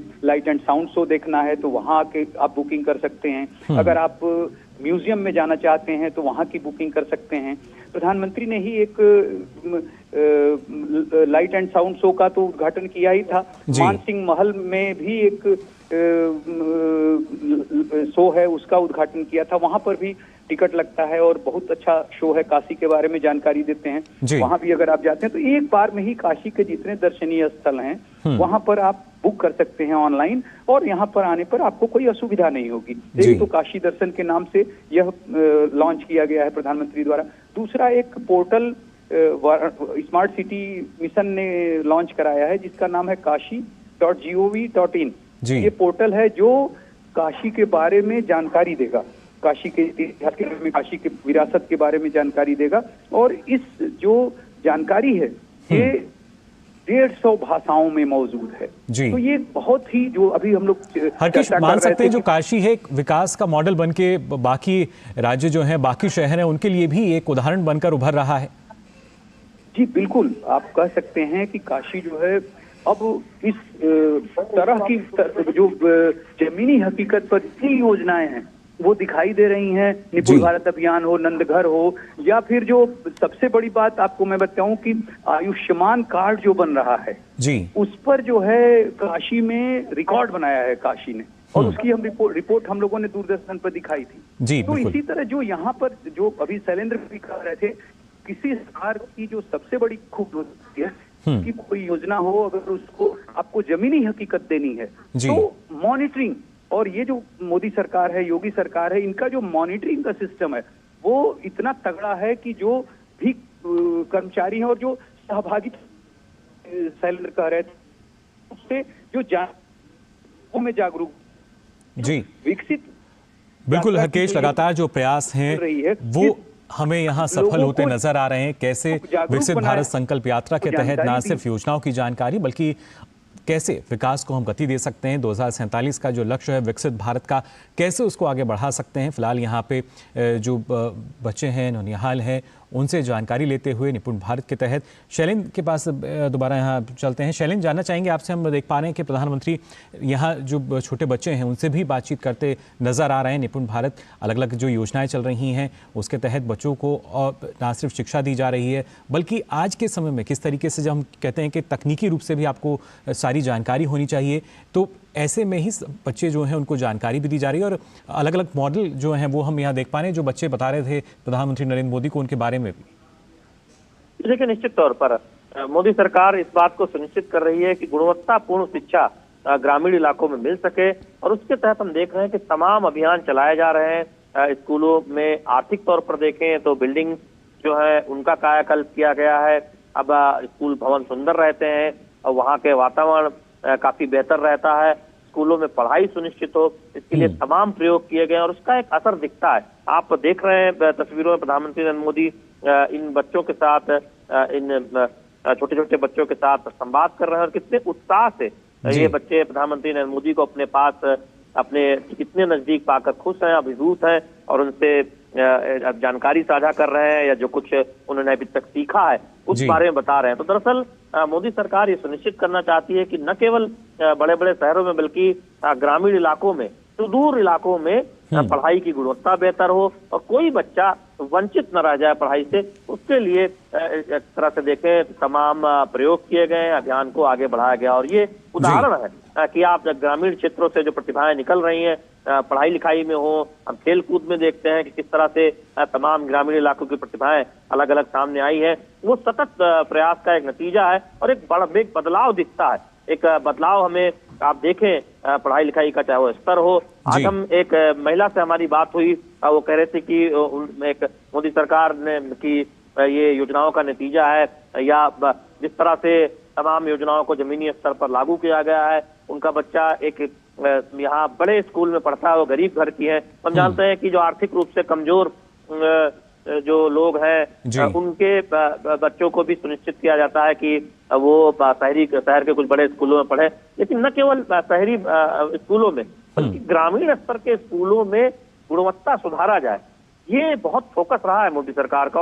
अब तमाम इन योजनाओं के जरिए जो हमने अभियान देखे, जिसमें मिड डे मील योजना है, जिसमें बच्चों को हम देखते हैं कि भोजन दिया जाता है या फिर ये सुनिश्चित किया जाता है कि बच्चे स्कूल आए, उस दिशा में जो काम हुए हैं तो उसका एक असर दिख रहा है, एक बदलाव दिख रहा है, सुखद बदलाव दिख रहा है। वो हमें आज आप जब प्रधानमंत्री नरेंद्र मोदी इन बच्चों के साथ संवाद कर रहे हैं, न केवल इन तस्वीरों में दिखता है बल्कि दूर दराज के स्कूलों में भी दिखता है। वो स्कूल में एक कायाकल्प दिखता है, स्कूल की बिल्डिंग बदली हुई नजर आती है, अच्छे कलर में रंगी हुई नजर आती है, स्कूल में शिक्षकों की मौजूदगी नजर आती है। तो ये एक अपने आप में बदलाव दिखता है। बिल्कुल शैलेंद्र, और ये जो बदलाव है ये पिछले 9 सालों में हम देख पा रहे हैं किस तरीके से इस बदलाव की जो रफ्तार है वो भी बदली है, जो विकास है वो किस तीव्रता के साथ हो रहा है और यही एक पहचान है इस नए भारत की। ये नया भारत जो आत्मनिर्भरता की तरफ आगे बढ़ रहा है और अग्रसर हो रहा है विकसित भारत की तरफ। और इसी के तहत जो संकल्प लिया गया है विकसित भारत संकल्प यात्रा का 2047 तक भारत को विकसित बनाने के लिए, उसी के तहत अलग अलग जो योजनाएं हैं उनकी जानकारी और कैसे, क्योंकि जब जो बच्चे हैं शैलेंद्र, जैसे आप जानकारी दे रहे थे कि ना सिर्फ निपुण भारत योजना बल्कि हर एक बच्चा जो है उसको कैसे हम शिक्षित कर सकते हैं, फिर चाहे वो ग्रामीण तबके से आता हो, शहरी तबके में हो या वो तमाम जो निजी स्कूल हैं वहाँ अगर वो नहीं जा पाते थे गरीब बच्चे, तो कैसे उनका जो दाखिला है वहाँ उनको होने की जो प्रक्रिया है उसको और सरल किया गया। यानी सबका साथ जो सबका विकास, ये और सार्थक होता नजर आ रहा है शैलेंद्र।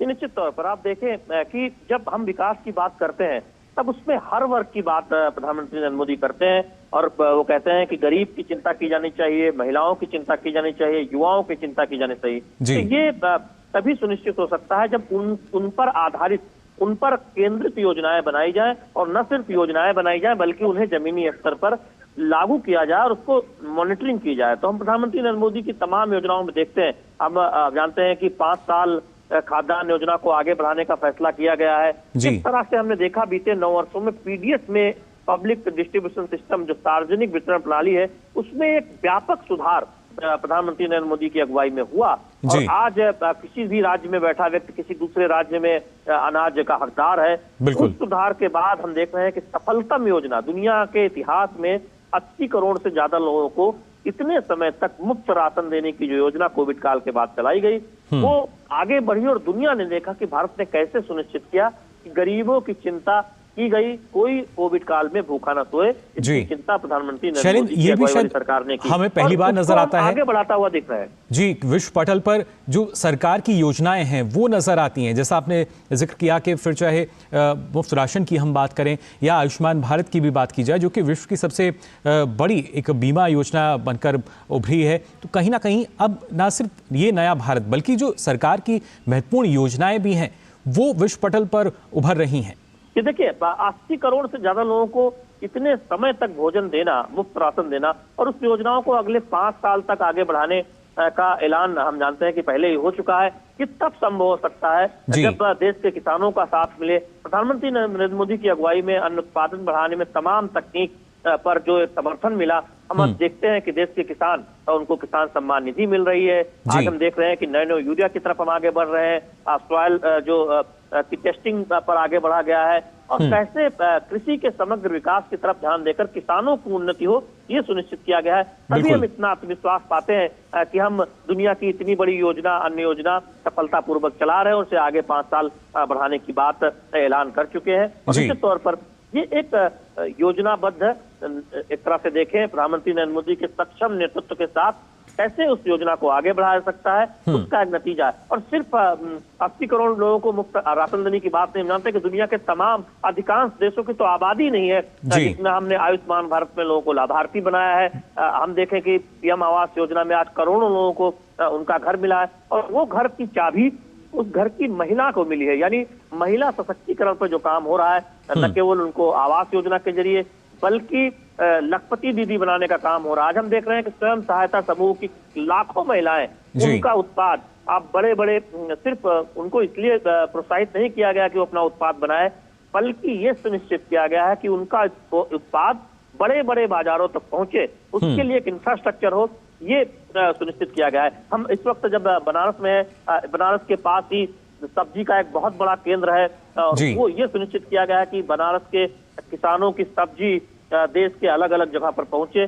कैसे रेलवे के नेटवर्क का फायदा उठाया जा सकता है। और हम रेलवे की बात करते हैं, प्रधानमंत्री रेलवे नेटवर्क के कायाकल्प को जो सुनिश्चित किया जा रहा है, वो हम देख रहे हैं कि आज कितनी नई रेलवे लाइन बिछी है, विद्युतीकरण हुआ है, दोहरीकरण हुआ है और हम देख रहे हैं कि डेडिकेटेड फ्रेट कॉरिडोर यानी माल जो गलियारा है उस पर कितना तेजी से आगे बढ़ा गया है। तो बड़े बड़े विकास परियोजनाओं पर किस तरह से आगे बढ़ा सकता है और उसका फायदा अंतिम पायदान पर खड़े व्यक्ति को सबसे ज्यादा हो, ये सुनिश्चित किया सकता है। प्रधानमंत्री नरेंद्र मोदी के विकास का मॉडल ये है कि समग्र विकास के साथ आगे बढ़े। और यहाँ पर ये नहीं भूलना होगा कि जब विकास की बात होती है तो सिर्फ आर्थिक विकास की बात नहीं होती, हमारा सांस्कृतिक विकास सुनिश्चित हो, हमारा जो गौरवशाली भारत है उसमें हम अपने शहीदों के योगदान को जान पाए, हम अपने संस्कृति के बारे में, महान संस्कृति के बारे में अपने युवा पीढ़ी को बता पाए, हम उत्तर दक्षिण पूर्व पश्चिम की संस्कृतियों के बारे में एक दूसरे को ज्यादा से ज्यादा बता पाए, उस तरफ भी प्रयास हुए हैं। काशी तमिल संगमम उसका एक शानदार उदाहरण है, इसका दूसरा संस्करण शुरू होने जा रहा है। तो ये दिखाता है कि हम आर्थिक विकास के साथ साथ गरीबों के कल्याण की ओर आगे बढ़ते हैं प्रधानमंत्री नरेंद्र मोदी की अगुवाई में। और हम दुनिया की सबसे तेजी से आगे बढ़ती हुई अर्थव्यवस्था है, 5वीं। जब 2014 से पहले हमें उस तरह से एक चुनौतीपूर्ण अर्थव्यवस्था के तौर पे देखा जाता था और आज हम सबसे तेजी से आगे बढ़ती हुई अर्थव्यवस्था है, जो प्रधानमंत्री नरेंद्र मोदी कहते हैं कि हम जल्दी ही टॉप 3 में शामिल होंगे। तो ये एक आत्मविश्वास है, एक भरोसा है युवाओं का कि देश आगे बढ़ रहा है, उनके सपने साकार होंगे और उनके जो सपने हैं वो पूरे होंगे प्रधानमंत्री नरेंद्र मोदी की अगुवाई में। तो हम तमाम उन योजनाओं में देखते हैं, हम किसी ग्रामीण इलाके की महिला के सपनों को भी पूरा होता हुआ देखते हैं, तो किसी IIT ग्रेजुएट के भी सपने पूरा होते हुए देख रहे हैं, या किसी ITI के जो छात्र हैं उनके सपने पूरा होते हुए देख रहे हैं। तो ये एक समग्र भारत है जहां सभी की चिंता है, युवाओं की चिंता है, महिलाओं की चिंता है और गरीबों की विशेष तौर पर चिंता है, क्योंकि प्रधानमंत्री नरेंद्र मोदी इस बात को बखूबी समझते हैं कि अगर विकास का लाभ किसी को मिलना चाहिए सबसे ज्यादा, तो वो गरीबों को मिलना चाहिए, उनको सबसे ज्यादा उनका ध्यान दिया जाना चाहिए। और यही वजह है कि प्रधानमंत्री नरेंद्र मोदी की विकास की जो योजनाएं हैं वो गरीबों को लक्षित है। आप देखिए, पीएम आवास योजना हो,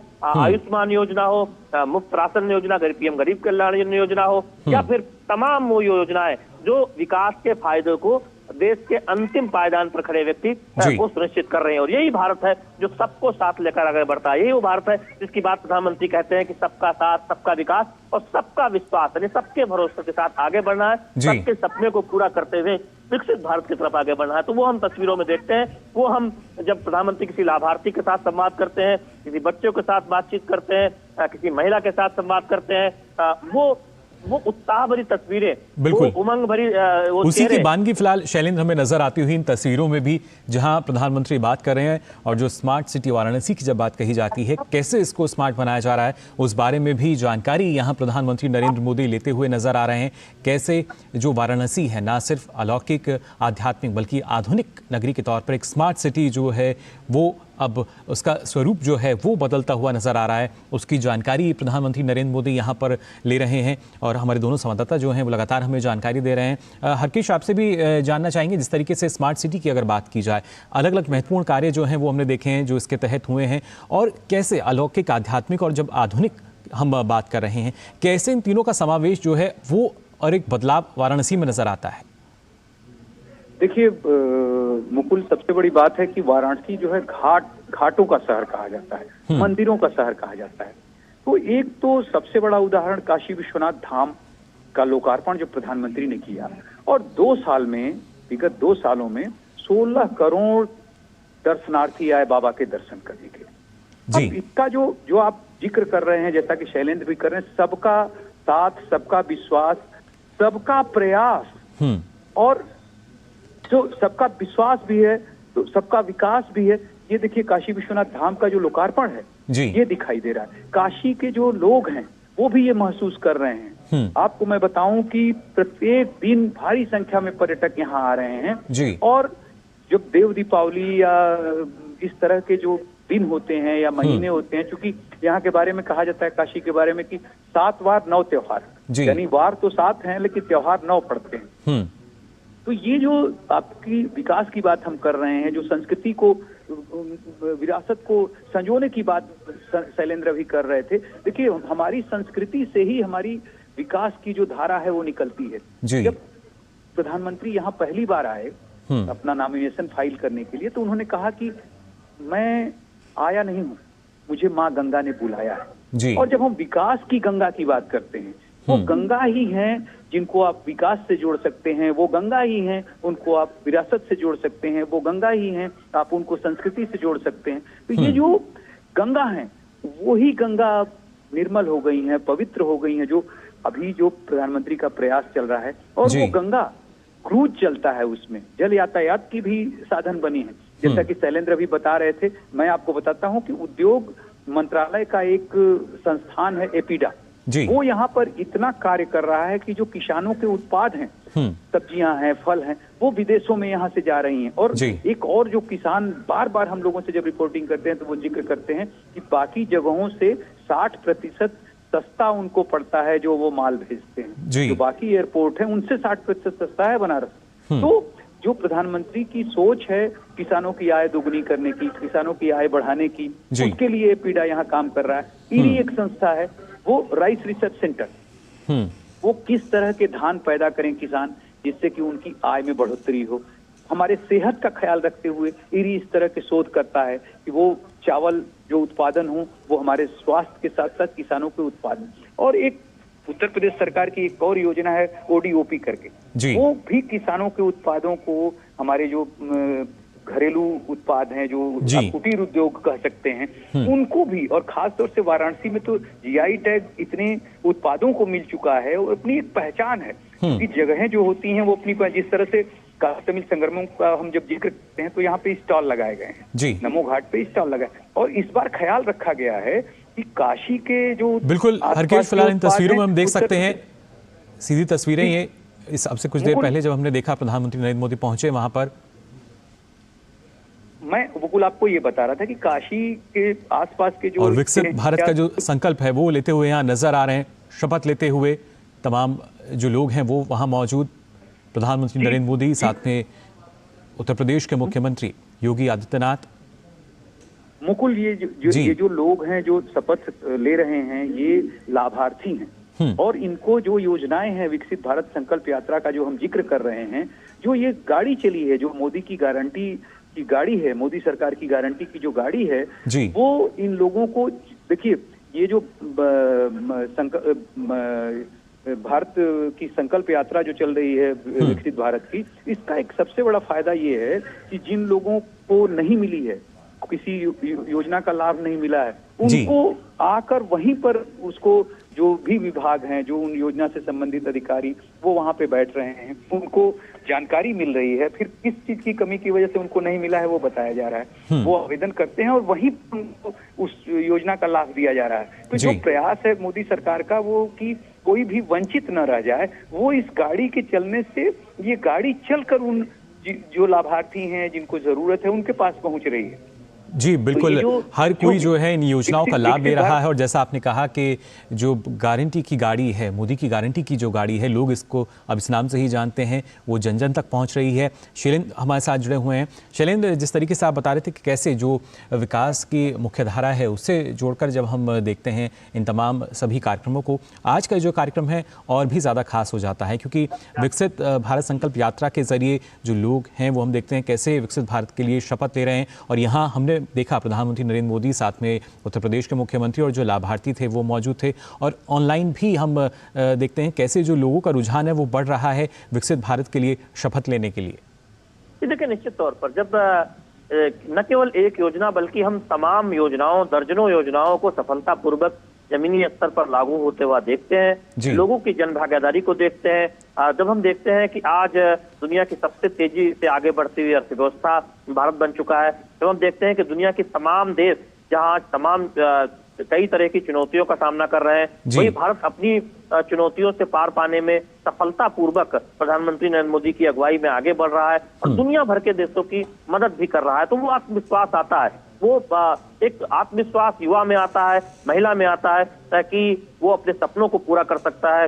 चूंकि प्रधानमंत्री नरेंद्र मोदी की अगुवाई में इतनी योजनाओं पर आगे बढ़ा जा रहा है, इस तरह से कल्याणकारी योजनाओं को सफलतापूर्वक लागू किया जा रहा है। जब सीधे खाते में पैसा आता है किसी लाभार्थी के, किसी जरूरतमंद के, तब उसका आत्मविश्वास मजबूत होता है कि हमारे देश में एक पारदर्शी सरकार है जो ये सुनिश्चित कर रही है कि 1 रुपया अगर दिल्ली से चलता है तो वो सीधे 1 रुपया उसके खाते में आ रहा है लाभार्थी के तौर पर। तब उस आत्मविश्वास को एक बल मिलता है कि वो अपने सपने को पूरा कर सकता है। और जब उसमें सबके प्रयास की भागीदारी साथ में सम्मिलित होती है। प्रधानमंत्री नरेंद्र मोदी ने जब आह्वान किया कि 2047 तक हमें विकसित भारत बनाना है, उसमें युवाओं की और महिलाओं की बहुत महत्वपूर्ण भूमिका होने वाली है। और हम देख रहे हैं कि आज आत्मविश्वास से लबरेज भारत उस तरफ आगे बढ़ता हुआ नजर आ रहा है। और इस तरह के जो कार्यक्रम है, इस तरह के जो संवाद है, वो उसको और आगे ले जाते हैं। जब लाभार्थियों से बात प्रधानमंत्री करते हैं, जब हम देखते हैं कि एक शपथ लिया जाता है विकसित भारत बनाने के लिए, तो निश्चित तौर पर इसके साथ ही शैलेंद्र, जैसा कि आपने कहा, जो विकास की जब हम बात करते हैं, जो काशी तमिल संगम है, इसके जरिए आज बताया जा रहा है कन्याकुमारी बनारस काशी तमिल संगम एक्सप्रेस का भी जो शुभारंभ है वो प्रधानमंत्री नरेंद्र मोदी करेंगे वीडियो कॉन्फ्रेंसिंग से। तो हर तरीके से, फिर चाहे हम जल मार्ग की बात करें, रेल मार्ग की बात की जाए, वायु मार्ग की बात की जाए, सड़क मार्ग की बात की जाए, तो कहीं ना कहीं हर जगह जो विकास है वो अब नजर आ रहा है। देखिए, प्रधानमंत्री ये अक्सर कहते हैं कि किसी भी क्षेत्र का विकास के लिए जरूरी है कि वहां पर कनेक्टिविटी सबसे बेहतर की जाए। और जितनी कनेक्टिविटी जितने तरह की संभव हो सकती है, वो एयर कनेक्टिविटी हो, रेल कनेक्टिविटी हो, सड़क कनेक्टिविटी हो, उसको बेहतर किया जाना चाहिए। आज हम देखते हैं 2014 से पहले के मुकाबले अब आप देखें देश में हवाई अड्डों की संख्या कितनी गुना बढ़ी है। आज उत्तर पूर्व के तमाम इलाके हवाई अड्डों से जुड़े हैं, तमाम इलाके जहां पर रेल संपर्क नहीं था, रेल संपर्क से जुड़े हैं। दूसरी बात यह है कि आधुनिक ट्रेनें चलें, लोगों की आवाजाही में कम समय लगे, ये भी सुनिश्चित किया गया है। वंदे भारत हो, इसके साथ ही साथ तमाम ऐसी ट्रेनों की जो रफ्तार है वो बढ़ाई गई है, जिससे कि आवाजाही में कम से कम समय लगे। तो वो हम होता हुआ देख रहे हैं। काशी तमिल संगम में आज हम देखते हैं कि तमिलनाडु से चलती हुई एक ट्रेन सुबह आज ही बनारस पहुंची है। आज एक ट्रेन की शुरुआत होने जा रही है। तो निश्चित तौर पर कैसे एक राज्य से दूसरे राज्य के बीच जो आवाजाही हो उसके तमाम माध्यम हो, उन माध्यमों को और बेहतर किया जाए, उस तरफ देश आगे बढ़ता हुआ दिखाई दे रहा है। निश्चित तौर पर हम देख रहे हैं कि सड़क मार्ग आप देखें कि आप देखें कि जो राष्ट्रीय राजमार्ग है उनमें कितना विकास हुआ है, कितनी तेजी से राजमार्गों की संख्या बढ़ी है, कितनी तेजी से उनका चौड़ीकरण हुआ है, उनकी लंबाई बढ़ी है, वो हम तो काम होता हुआ देख ही रहे। इसके साथ ही साथ हवाई अड्डे के विकास पर भी हम बहुत बीते वर्षों में काम हुआ है। बिल्कुल, तो हर एक जगह जो विकास है वो देखिए किस तरीके से नज़र आ रहा है। और आज के कार्यक्रम की अगर बात की जाए, जो काशी तमिल संगम 2023 का दूसरा संस्करण, जिसके तहत आपको बता दें जो ना सिर्फ धार्मिक और ऐतिहासिक महत्व का आदान प्रदान, बल्कि कैसे जो काशी नगरी है और साथ ही तमिलनाडु की भी अगर बात की जाए, एक समानता दोनों के बीच नज़र आती है। ना सिर्फ जो ज्ञान है उसका आदान प्रदान जो है वो छात्र करेंगे यहाँ पर, बल्कि उससे पहले जो विकसित भारत संकल्प यात्रा है उसके तहत अलग अलग कार्यक्रम जो आयोजित किए गए थे, अलग अलग स्टॉल्स जो लगाए गए थे, योजनाओं को दर्शाते हुए उसका अवलोकन प्रधानमंत्री नरेंद्र मोदी ने किया। और कैसे जो बदलाव है वो हम ला सकते हैं, इसका एक जीवंत उदाहरण आज हम सबके सामने। प्रधानमंत्री नरेंद्र मोदी वाराणसी में अपने 2 दिवसीय दौरे पर हैं और आज यहाँ आपसे कुछ देर बाद वो काशी तमिल संगम 2023 जो है उसका उद्घाटन भी करेंगे। नमो घाट पर ये जो कार्यक्रम है आयोजित किया जाएगा, जिसके बारे में हमारे संवाददाता जो हैं लगातार हमें जानकारी दे रहे हैं किस तरीके से बड़ा बदलाव जो है वो नज़र आ रहा है। ना सिर्फ, और ये जो बदलाव है, जो विकास है, सिर्फ काशी में नहीं बल्कि पूरे देश में देखा जा सकता है, महसूस किया जा सकता है। विकसित भारत संकल्प यात्रा के ज़रिए 2.5 करोड़ से अधिक लाभार्थी हैं जो इस योजना यानी जो पूरी यात्रा चल रही है विकसित भारत संकल्प यात्रा, इस यात्रा से जुड़े हैं, जिनको लाभ मिल रहा है। लाभार्थी हैं जो अभी तक वंचित थे, जिनको लाभ नहीं मिल पाता था, बल्कि कई लोग ऐसे भी हैं जिनको लगातार जानकारी है जो इन योजनाओं के बारे में मिली है, पहले जानकारी नहीं मिल पाती थी। तो अलग अलग माध्यम जो हैं वो फिलहाल अब हमें यहाँ नज़र आ रहे हैं, कैसे लोगों को जागरूक किया जा रहा है, जानकारी जो है वो मिल रही है। और इन तस्वीरों में भी आप देख सकते हैं स्मार्ट सिटी वाराणसी, जिसके बारे में जानकारी लेते हुए प्रधानमंत्री नरेंद्र मोदी। हरकेश, आपसे जानकारी लेना चाहेंगे और जिस तरीके से अब जो दूसरा कार्यक्रम रहेगा, जो खासतौर से काशी तमिल संगम 2023 की अगर बात की जाए, और क्या कुछ इस कार्यक्रम में आज रहेगा? देखिए मुकुल, सबसे बड़ी बात है कि ये जो कार्यक्रम है ये नमो घाट पर आयोजित किया गया है जी। और इसकी जो नमो घाट का जो आप कह सकते हैं कि भौगोलिक स्थिति है, वो चूंकि जो मार्ग है वाराणसी से दीनदयाल उपाध्याय जंक्शन की तरफ जाता है, वो उस वहां पर जो पुल है उसके पास है। राजघाट जो प्रसिद्ध रहा है, काफी प्रसिद्ध है वो राजघाट। तो ये जो नमो घाट बनाया गया है, जो सबसे बड़ी खूबसूरती यही है कि इस तरह का बनाया गया है, ओपन एयर थिएटर है।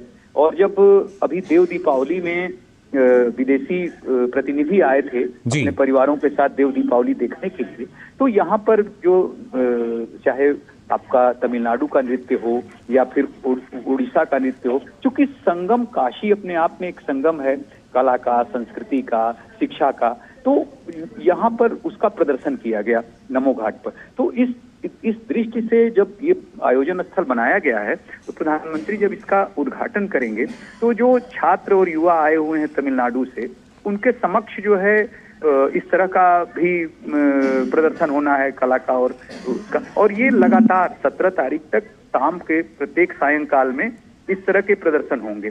इसके बाद जो क्रूज है, जो प्रधानमंत्री ने ही एक दिशा दी, जल यातायात की जो जिक्र हम आप सैलन से कर रहे थे या मुझसे कर रहे थे, वायु मार्ग की बात जो कर रहे थे, क्योंकि देखिए यहाँ पे एयरपोर्ट का भी विस्तारीकरण हो रहा है, तेजी से इंटरनेशनल फ्लाइट्स यहाँ से जाती हैं और इसी महीने के आखिर तक यहीं पास में ही आजमगढ़ है, जैसा कि सैलन भी जिक्र कर रहे थे कि इतने एयरपोर्ट बने हैं, तो एयरपोर्ट जो है वो चालू हो जाएंगे, शुरुआत हो जाएगी।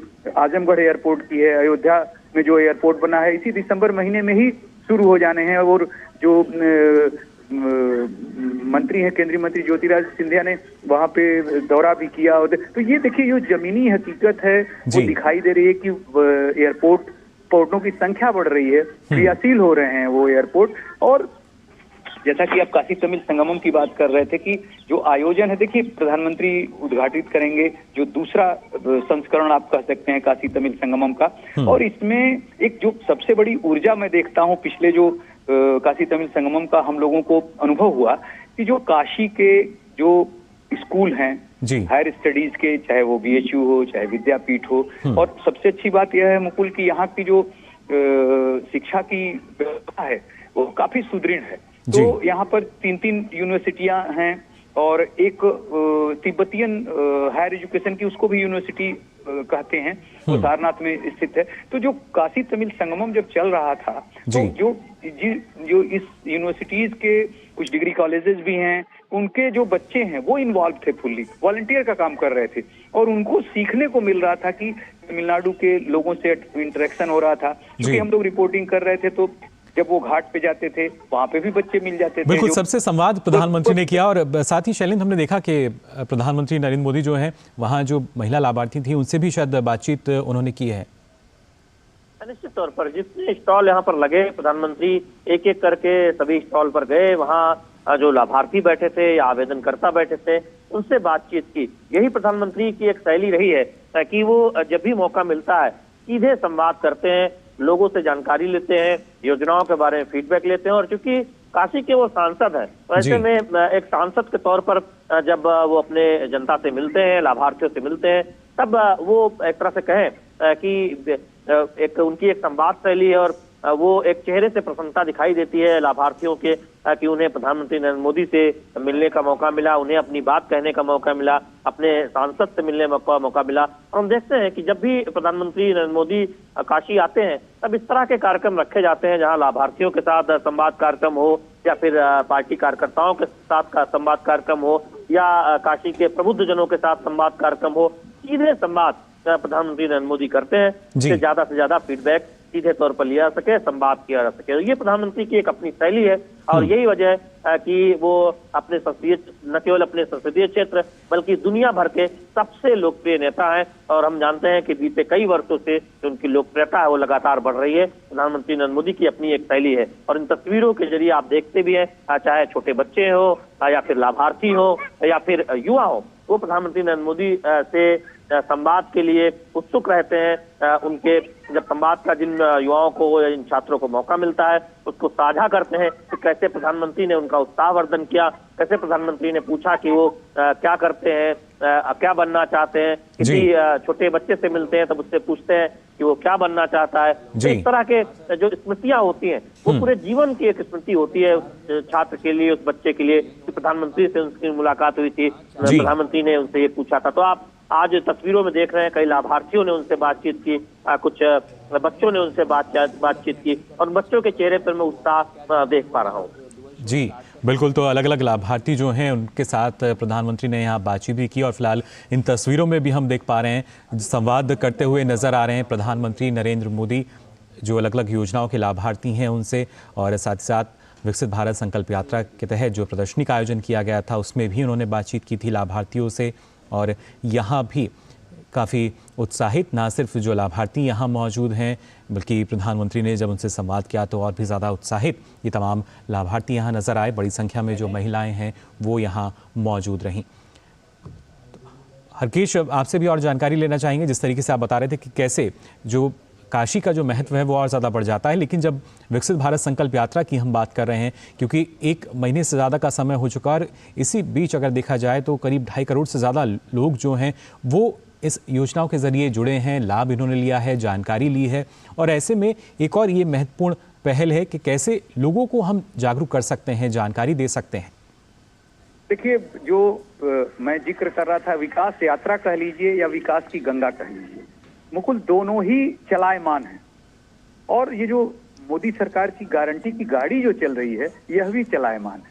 तो जब यह ऐसी गाड़ी है जो सूचनाएं जो है वो वितरित कर रही है लोगों को, और जो हम लोगों ने पढ़ा है, जो जाना है कि सूचनाएं हमें समृद्धशाली बनाती हैं, ये हमने पढ़ा है। और इसी को अगर आप इसमें समाहित कर देंगे तो आपको दिखाई देगा कि ये सूचना लोगों को जागरूक बना रही है और समृद्धिशाली इस तौर पे बना रही है कि सरकार की जो योजनाएं हैं उसका वो लाभ ले सकते हैं, लाभार्थी बन सकते हैं।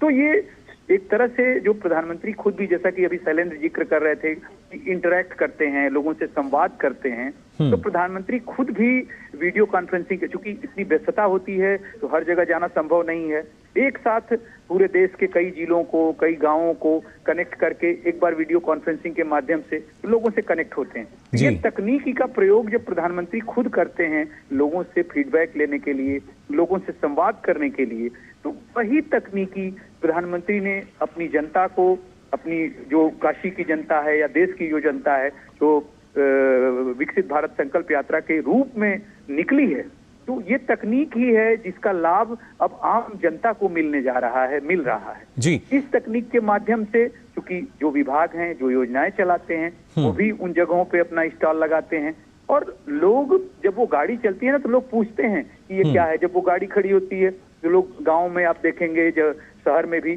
खड़ी होती है, तो लोग देखते हैं कि वो क्या क्या चल रहा है, उसमें वीडियो चलता है, उसमें ऑडियो से जानकारी दी जाती है। तो ये जो गति है इस गाड़ी की, यही गति सूचना की क्रांति आप कह सकते हैं उन योजनाओं के बारे में जो भारत को विकसित करेगा और ये संकल्प की यात्रा को आगे बढ़ाएगा। वो इन विकसित भारत संकल्प यात्रा के माध्यम से बढ़ रही है। लोग भी चूंकि अपनी भागीदारी सुनिश्चित कर रहे हैं, जैसा कि अभी हम लोग जिक्र कर रहे थे कि सबका साथ, सबका विकास, सबका प्रयास है, और जब सबका विश्वास किसी अपने नेतृत्व पर होता है तो इसी तरह से देश तरक्की करता है। विकसित भारत की जो संकल्प यात्रा है, जिसमें युवाओं का रोल होगा, जिसमें महिलाओं का रोल होगा, और प्रधानमंत्री चूंकि डायरेक्ट संवाद करते हैं, जैसा कि अभी आप दिखा रहे थे कि बच्चे जो है वो, उनसे प्रधानमंत्री जिक्र कर रहे थे। अब ये बच्चे जो हैं, ये जीवन में कभी भूल नहीं सकते कि उन्होंने प्रधानमंत्री का साक्षात्कार किया, प्रधानमंत्री ने उनसे बात की। तो यही जो ऊर्जा है, जो ये ऊर्जा दे जाते हैं प्रधानमंत्री बच्चों को, युवाओं को, ये ऊर्जा ही हमारे देश को जो विकसित बनाना है, जो उनका नारा है कि 2047 तक देश को विकसित करना है, वो यही ऊर्जा है। ये जो हमारे युवा हैं, जो बच्चे हैं, 2047 तक का आप सोचिए अगर, तो जिन बच्चों से आज प्रधानमंत्री ने मुलाकात की है, बिल्कुल, तो ये जैसा आपने कहा कि एक नई ऊर्जा जो है वो फिलहाल नजर आती है। और शैलेंद्र, आप भी इस बात से सहमत होंगे, प्रधानमंत्री जहां भी पहुंचते हैं एक नई ऊर्जा का संचार वहां होता हुआ नजर आता है, और वही एक नई ऊर्जा जिसका जिक्र अभी हरकेश यहाँ कर रहे थे, वो आज वाराणसी में हमें नजर आ रही है। किस तरीके का उत्साह है जो वहाँ लोगों में नजर आ रहा है, जो लाभार्थियाँ हैं उनमें नजर आ रहा है, और एक उत्साह कहीं ना कहीं प्रधानमंत्री नरेंद्र मोदी के चेहरे पर भी हम देख सकते हैं, क्योंकि उनका संसदीय क्षेत्र भी है और जो लोगों से वो जुड़ते हैं, क्योंकि उनका कहना यही है, मैं कोई मौका गंवाना नहीं चाहता लोगों के साथ जुड़ने का, उनसे बातचीत करने का। निश्चित तौर पर जब कोई लाभार्थी अपनी बात रख रहा होता है, तब प्रधानमंत्री नरेंद्र मोदी कितने गौर से सुनते हैं, और हमने देखा कि तमाम लोग अपने बारे में बता रहे हैं, किस तरह से उन्हें योजनाओं का फायदा मिला, या फिर उन जो एक फीडबैक है या जो उनको चुनौतियां आई उनके जीवन में आगे बढ़ने को लेकर, जब उसका जिक्र करते हैं प्रधानमंत्री नरेंद्र मोदी बहुत ध्यान से सुनते हैं। प्रधानमंत्री नरेंद्र मोदी की एक खासियत है कि न केवल वो एक बहुत अच्छे वक्ता हैं, बल्कि वो बहुत अच्छे श्रोता भी हैं। अपने संसदीय क्षेत्र के लोगों की बातों को बहुत ध्यान से सुनते हैं। आप देखें कि जब आप तस्वीरों में देखते हैं कि दूरदर्शन के माध्यम से कि सरकार से जुड़े हुए और राजनीतिक और सामाजिक कामों से जुड़े हुए देश के सभी लोग ये विकसित भारत संकल्प यात्रा को सफल बनाने के लिए समय दे रहे हैं, जा रहे हैं। तो यहाँ के सांसद के नाते मेरा भी दायित्व बनता था कि मुझे भी उस कार्यक्रम में समय देना चाहिए। तो मैं एक सांसद के रूप में, आपके सेवक के रूप में आज सिर्फ इसमें आप ही की तरह हिस्सा लेने के लिए आया हूं।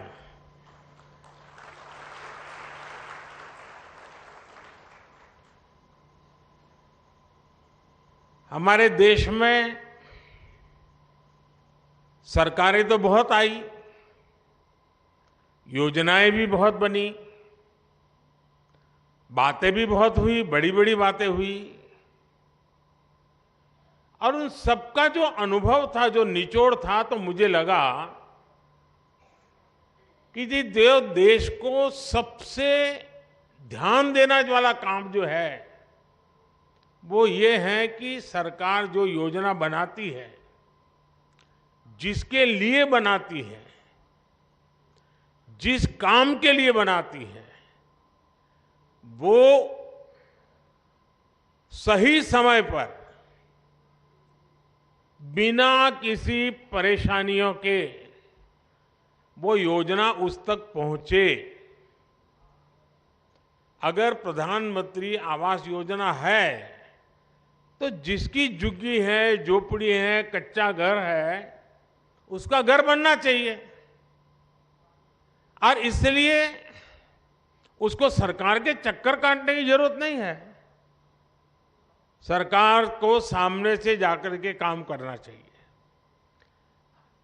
और जब से आपने मुझे काम दिया है तो अब तक करीब 4 करोड़ परिवारों को पक्का घर मिल चुका है।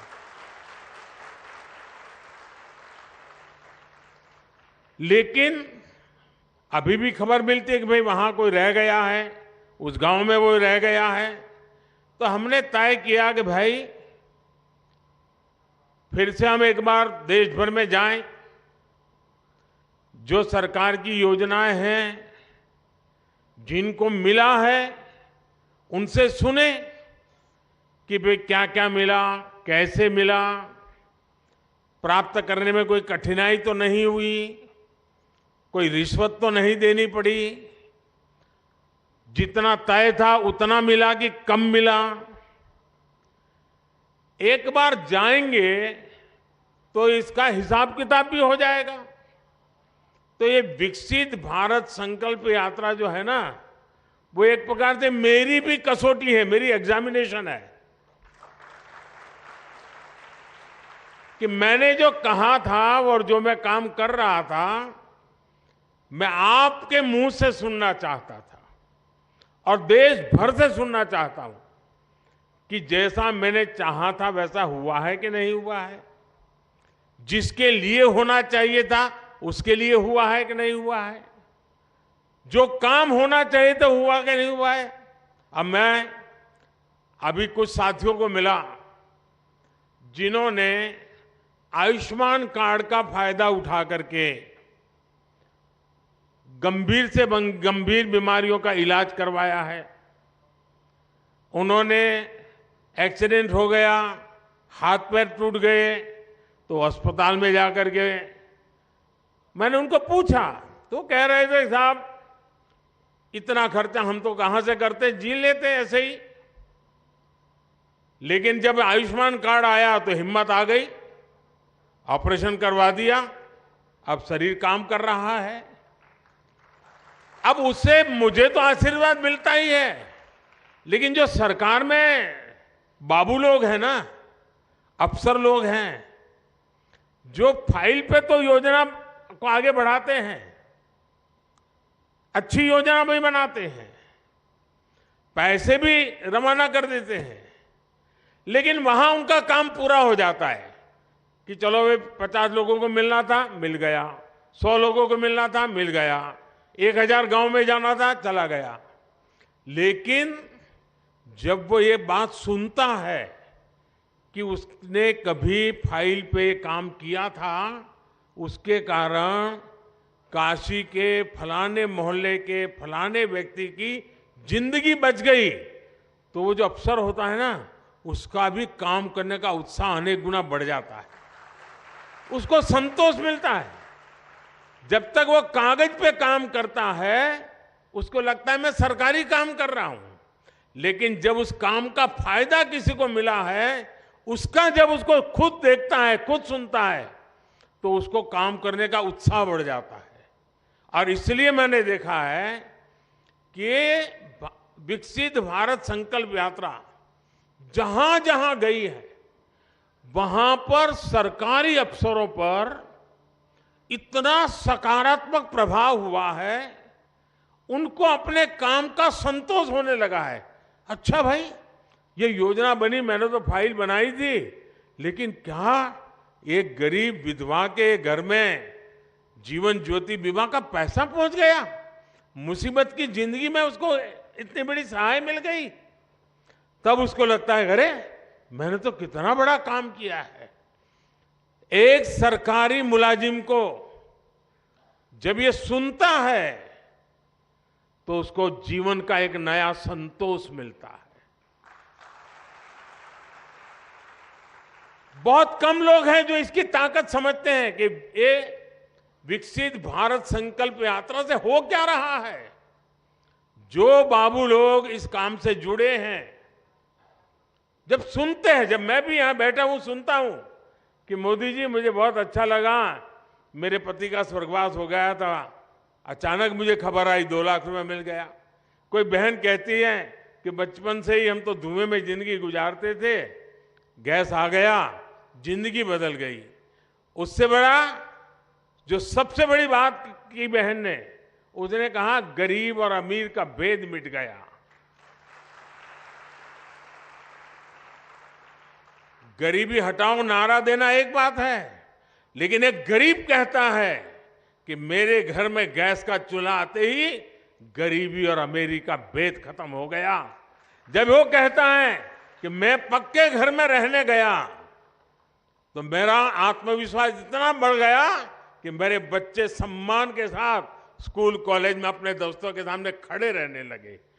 झोपड़ी में रहते थे बच्चे शर्मिंदगी महसूस करते थे, कच्चे घर में रहते थे बच्चे शर्मिंदगी महसूस करते थे, दबे हुए रहते थे, आत्मविश्वास नहीं था।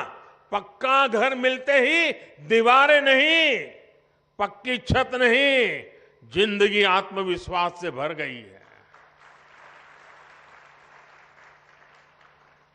अब वो दूर से मकान देखने से पता नहीं चलता है, बैंक से चेक गए इसलिए पता नहीं चलता है। जब उस लाभार्थी के मुंह से सुनते हैं ना, तब पता चलता है चलो भाई जीवन धन्य हो गया, किसी की जिंदगी में बदलाव आ गया।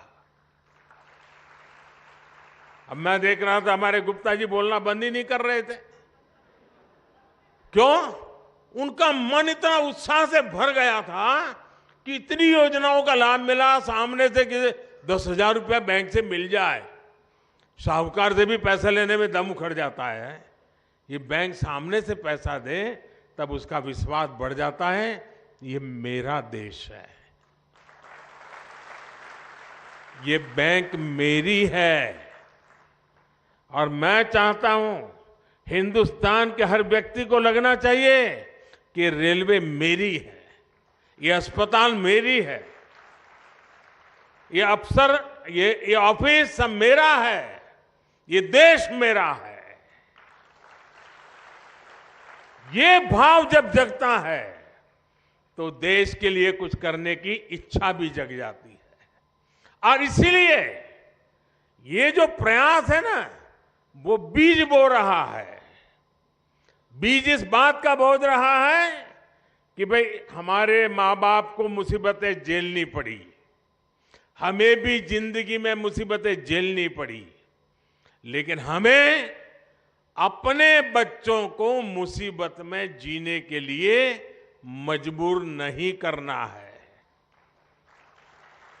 हम जो मुसीबतों से गुजरे, कोई माँ बाप नहीं चाहता है कि उसके बच्चे भी उसी मुसीबत से गुजरे, खुद पढ़ नहीं पाए, अशिक्षित रहे, लेकिन कोई माँ बाप नहीं चाहता है कि उसके बच्चे अशिक्षित रहे।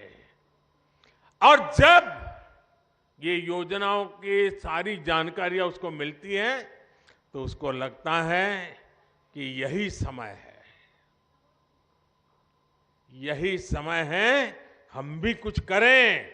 और जब 140 करोड़ लोगों के मन में लगता है ना ये समय है, तो देश आगे बढ़ के रहेगा। देश को आजादी कैसे मिली? सारे देश में एक वातावरण बन गया था। कोई चरखा चलाता था, कोई पूछता था क्यों चला रहे हो चरखा, तो बोले आजादी के लिए। कोई पढ़ाई छोड़ करके भारत माता की जय करके निकल पड़ता था, पुलिस के डंडे खाता था, लोग पूछते थे क्यों मर रहे हो, बोले देश की आजादी के लिए। कोई बुजुर्ग की सेवा करता था, कोई पूछता था अरे क्या कर रहे हो भाई, नहीं बोले आजादी के लिए कर रहा हूं। कोई खादी पहनता था, क्यों कर रहे हो, आजादी के लिए।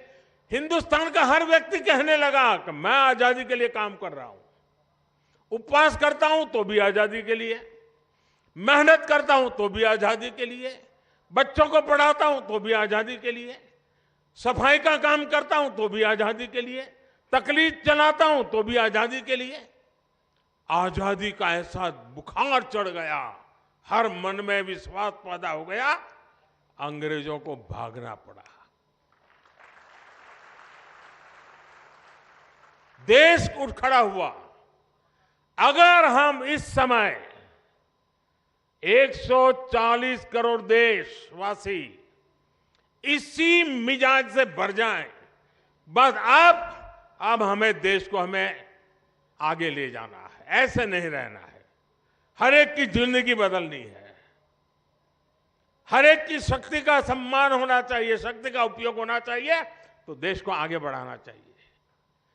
एक बार ये मन में ये बीज बो रहे ना, आज 25 साल में तो ऐसा वटवृक्ष बनेगा, 2047 में 2047 में विकसित भारत बन जाएगा और बच्चों को फल मिलना शुरू हो जाएगा।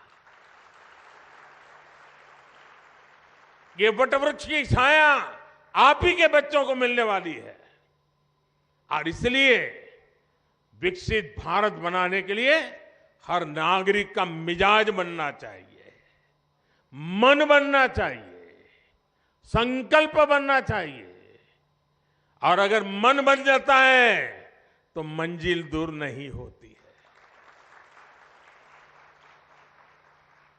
और ये विकसित भारत संकल्प यात्रा,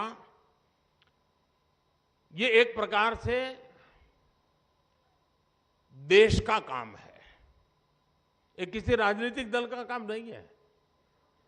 और मैं मानता हूं जो इस काम को करता है ना, वो बहुत पवित्र काम करता है। वो दूर से देख रहा है, अखबार में पढ़ रहा है, उसको समझना चाहिए कि मेरी गाड़ी छूट रही है, मैं मौका छोड़ रहा हूं। मैं भले देश का प्रधानमंत्री हूं, लेकिन मेरा बड़ा उमंग है आज आपके बीच आने का। मुझे बड़ा आनंद है कि मैं आज विकसित भारत संकल्प यात्रा का मैं हिस्सा बना। मैं भी संतोष करूंगा कि हाँ भाई, ये काम मैंने भी किया। आप में से हर किसी को करना चाहिए। अगले गांव में जहां भी यात्रा जाने वाली हो, शहर में जिस वार्ड में जाने वाली हो, भव्य स्वागत होना चाहिए, सबके सब लोग आने चाहिए, हर किसी को सुनना चाहिए, योजनाओं का लाभ लेने के लिए आगे आना चाहिए। और जिसको योजना का लाभ मिला है उसने आत्मविश्वास के साथ इसको बताना चाहिए। अच्छी बात बताने से भी अच्छाई का वातावरण पैदा हो जाता है। और इसलिए मैं चाहता हूं कि विकसित भारत यात्रा ये एक बहुत बड़ा सपना है, बहुत बड़ा संकल्प है, और अपने ही प्रयासों से इस संकल्प को हमने सिद्ध करना है। मुझे बहुत अच्छा लगा, सबसे मिलने का मुझे मौका मिला, आपसे भी सुनने का मौका मिला। लेकिन हम सब प्रयास करें, इस यात्रा को और सफल करें, देशवासियों के मन में भाव पैदा करें, आत्मविश्वास पैदा करें। और हमने देखा है घर में भी जब पैसे नहीं होते हैं, तकलीफ से गुजारा करते हैं, तो कई काम नहीं कर पाते। इच्छा हो तो भी नहीं कर पाते।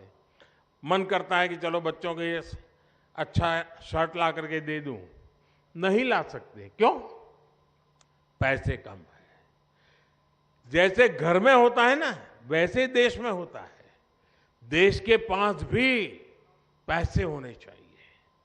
पैसे होंगे तो हर नागरिक की इच्छा पूरी करेगा।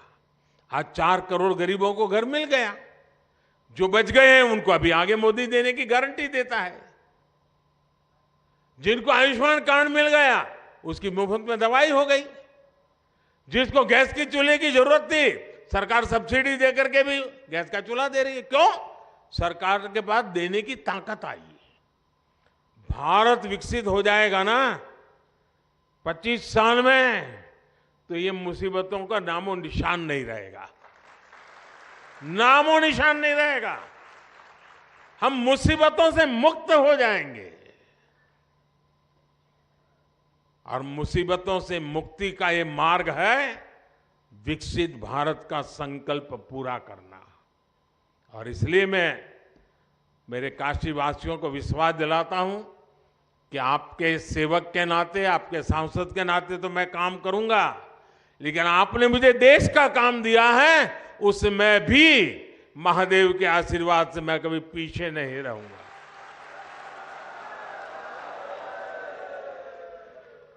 महादेव की हम सब पर कृपा बनी रहे और ये यात्रा हमारे काशी में तो बहुत सफल होनी चाहिए, ढीली ढाली नहीं। कार्यक्रम में ज्यादा से एक परिवार का एक भी व्यक्ति ऐसा ना हो कि जो यात्रा में न गया हो। जाएं, घंटा 2 घंटा उस कार्यक्रम में हिस्सा बने।